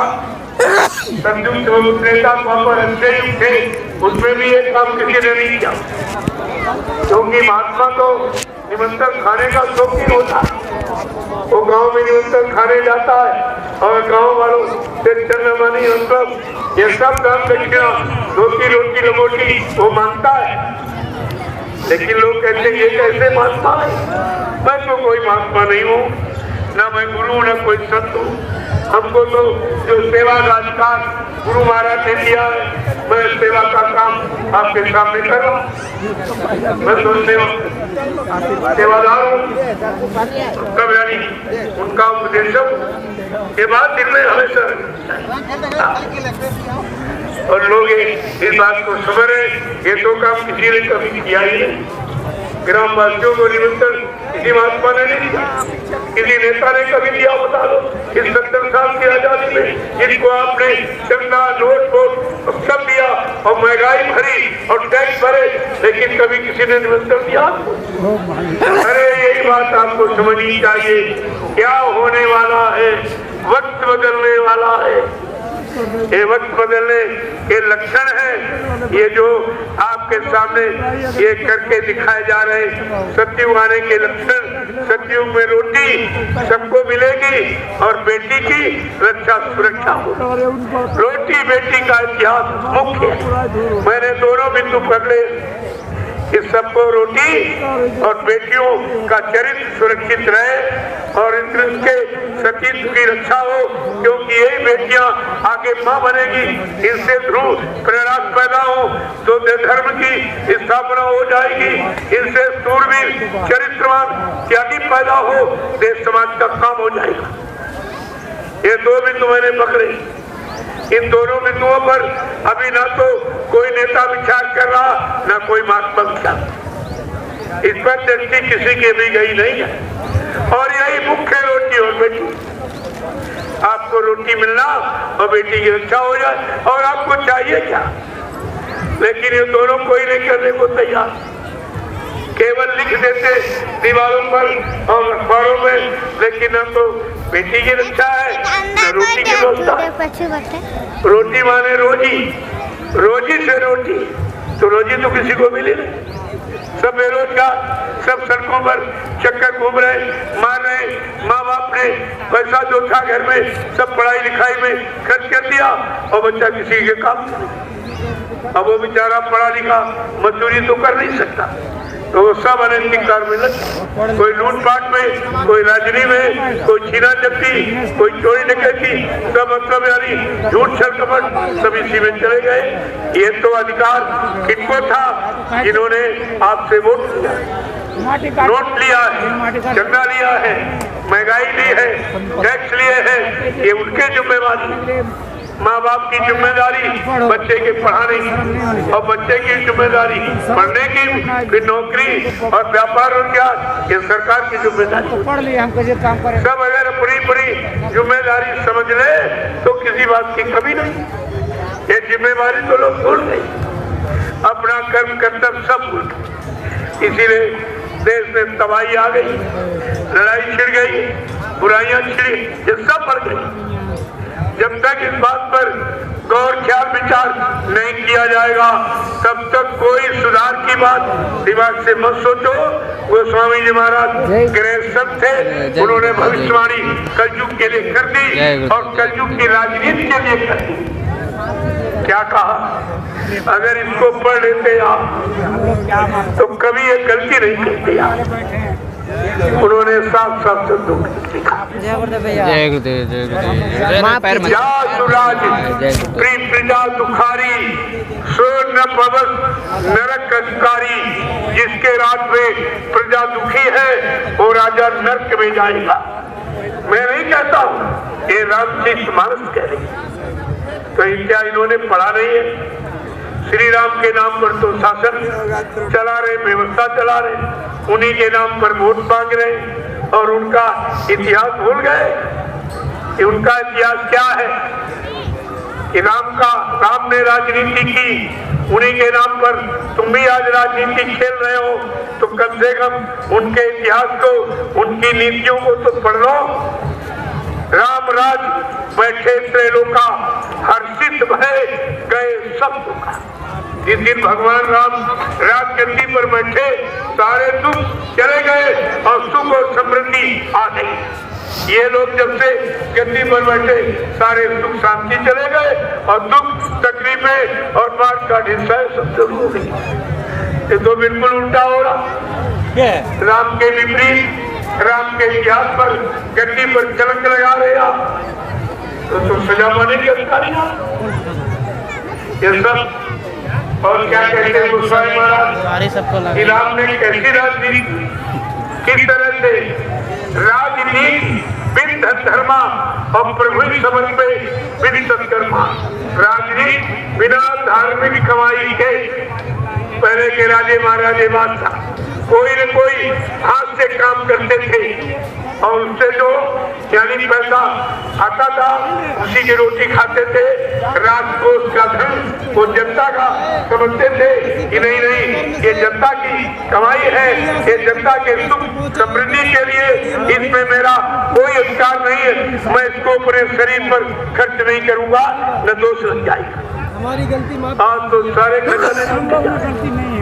अगर व्यवस्था राम की समझ लो, रामचरितमानस में आप पढ़ लो, तो तुम्हारी समझ में आ जाएगा ये राम भक्त हैं कि राम के विरोधी। राम जी भगवान राम का कोई काम नहीं, कोई नीति, कोई सिद्धांत नहीं, कोई कानून नहीं, कैसे माना जाए?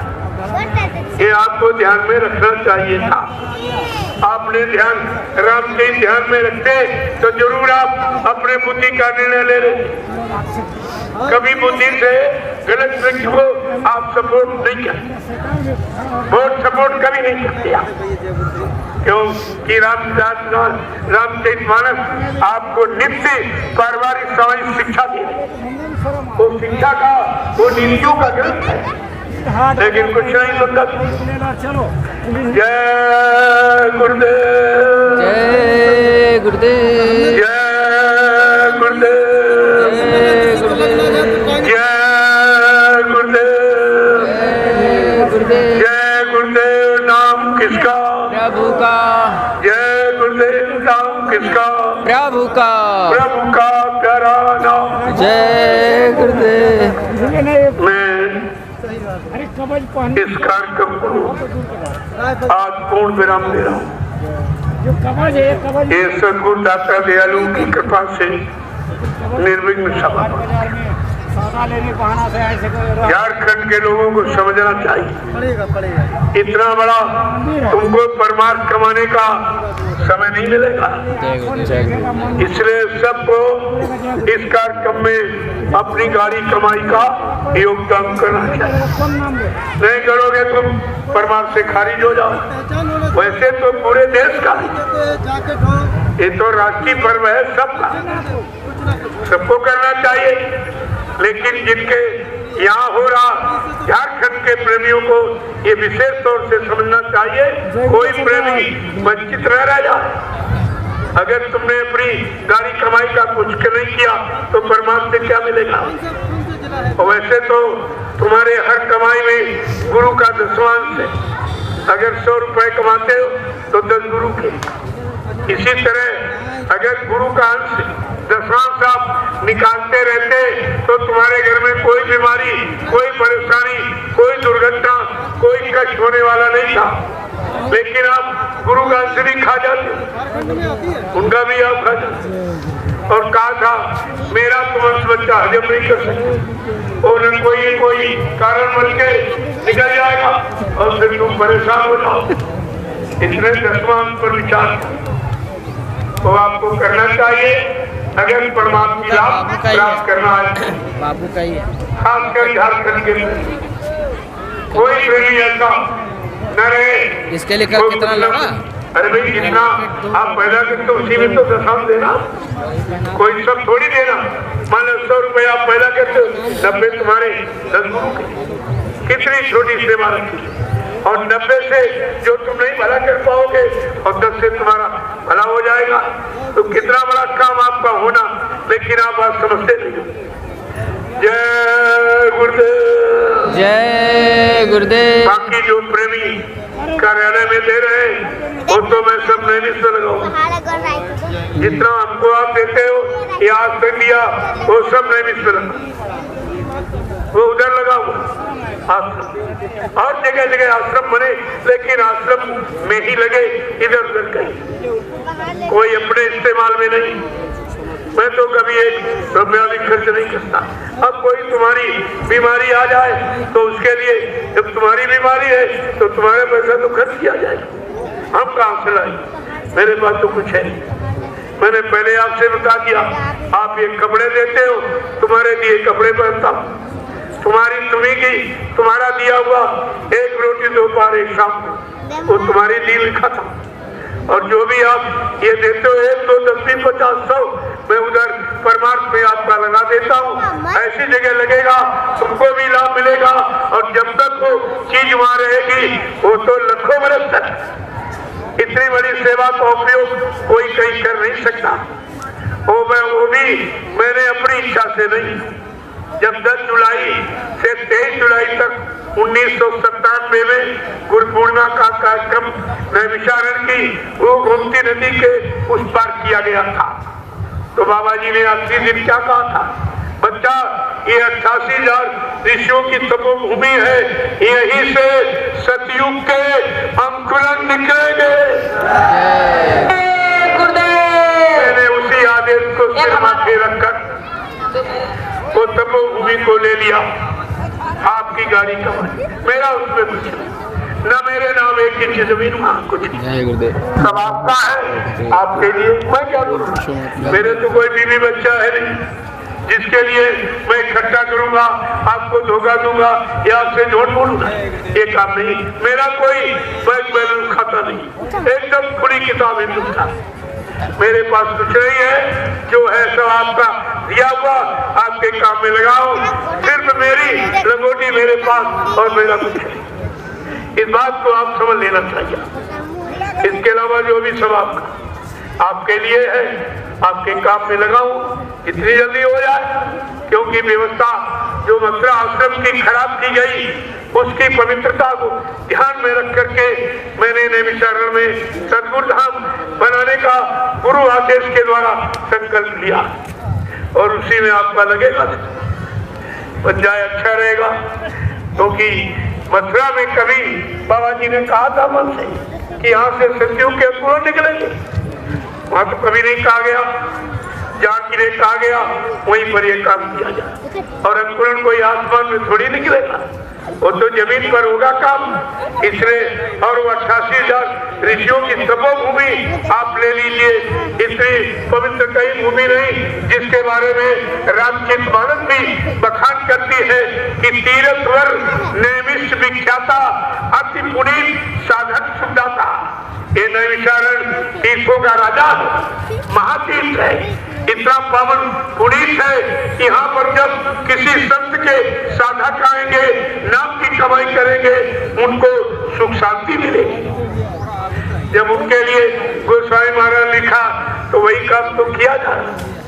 अब वहाँ नाम के ये साधन नाम की कमाई कर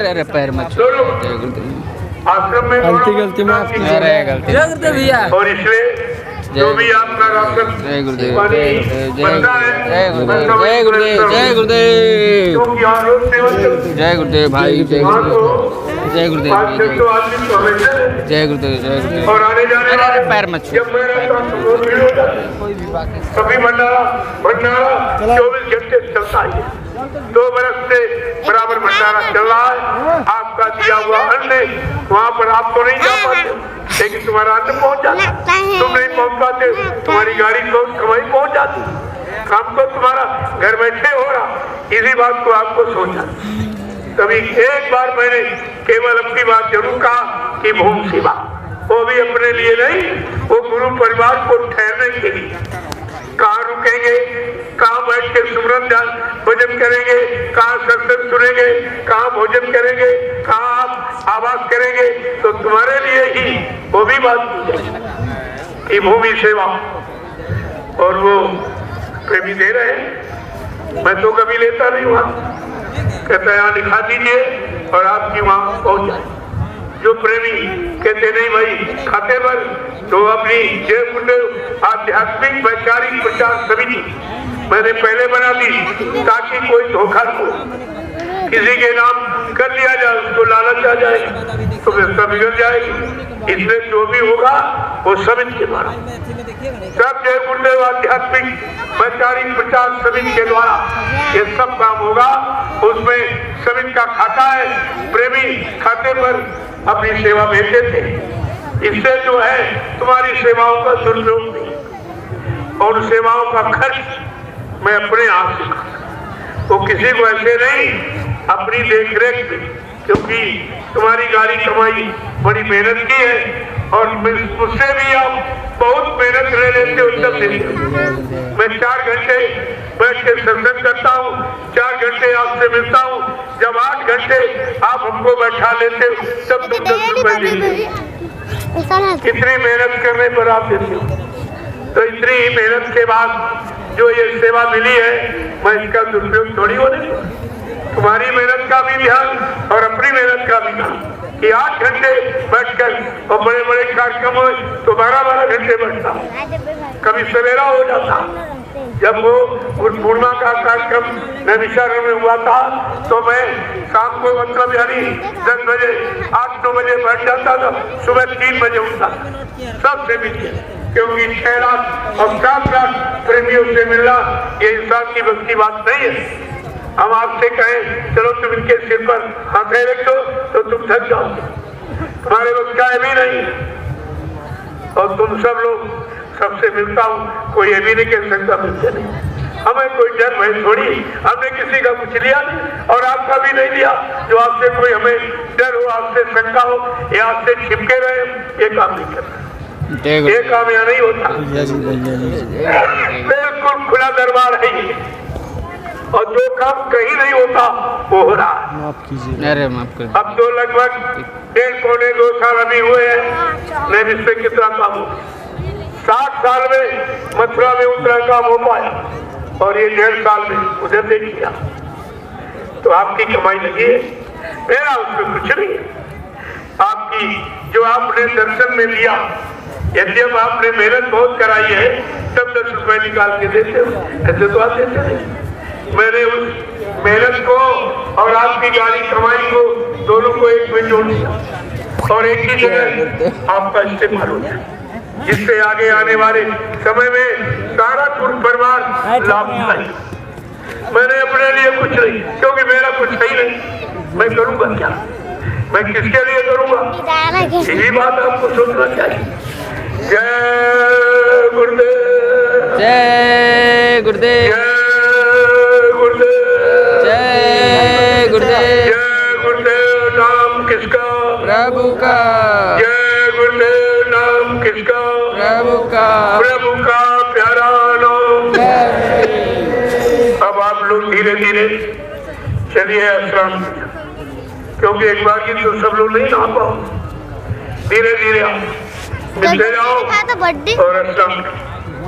इसके बाद भंडारों में महाप्रसाद तैयार हुआ है, आप उसको खाकर थोड़ा सा आराम कर लें ताकि सत्संग में नींद ना आए आप, इसीलिए मैं इतना समय देता हूँ। तो इसके बाद आप आ जाइए यहाँ सत्संग में, मैं 4 बजे आपका फिर दर्शन करूँगा। जय गुरुदेव, जय गुरुदेव।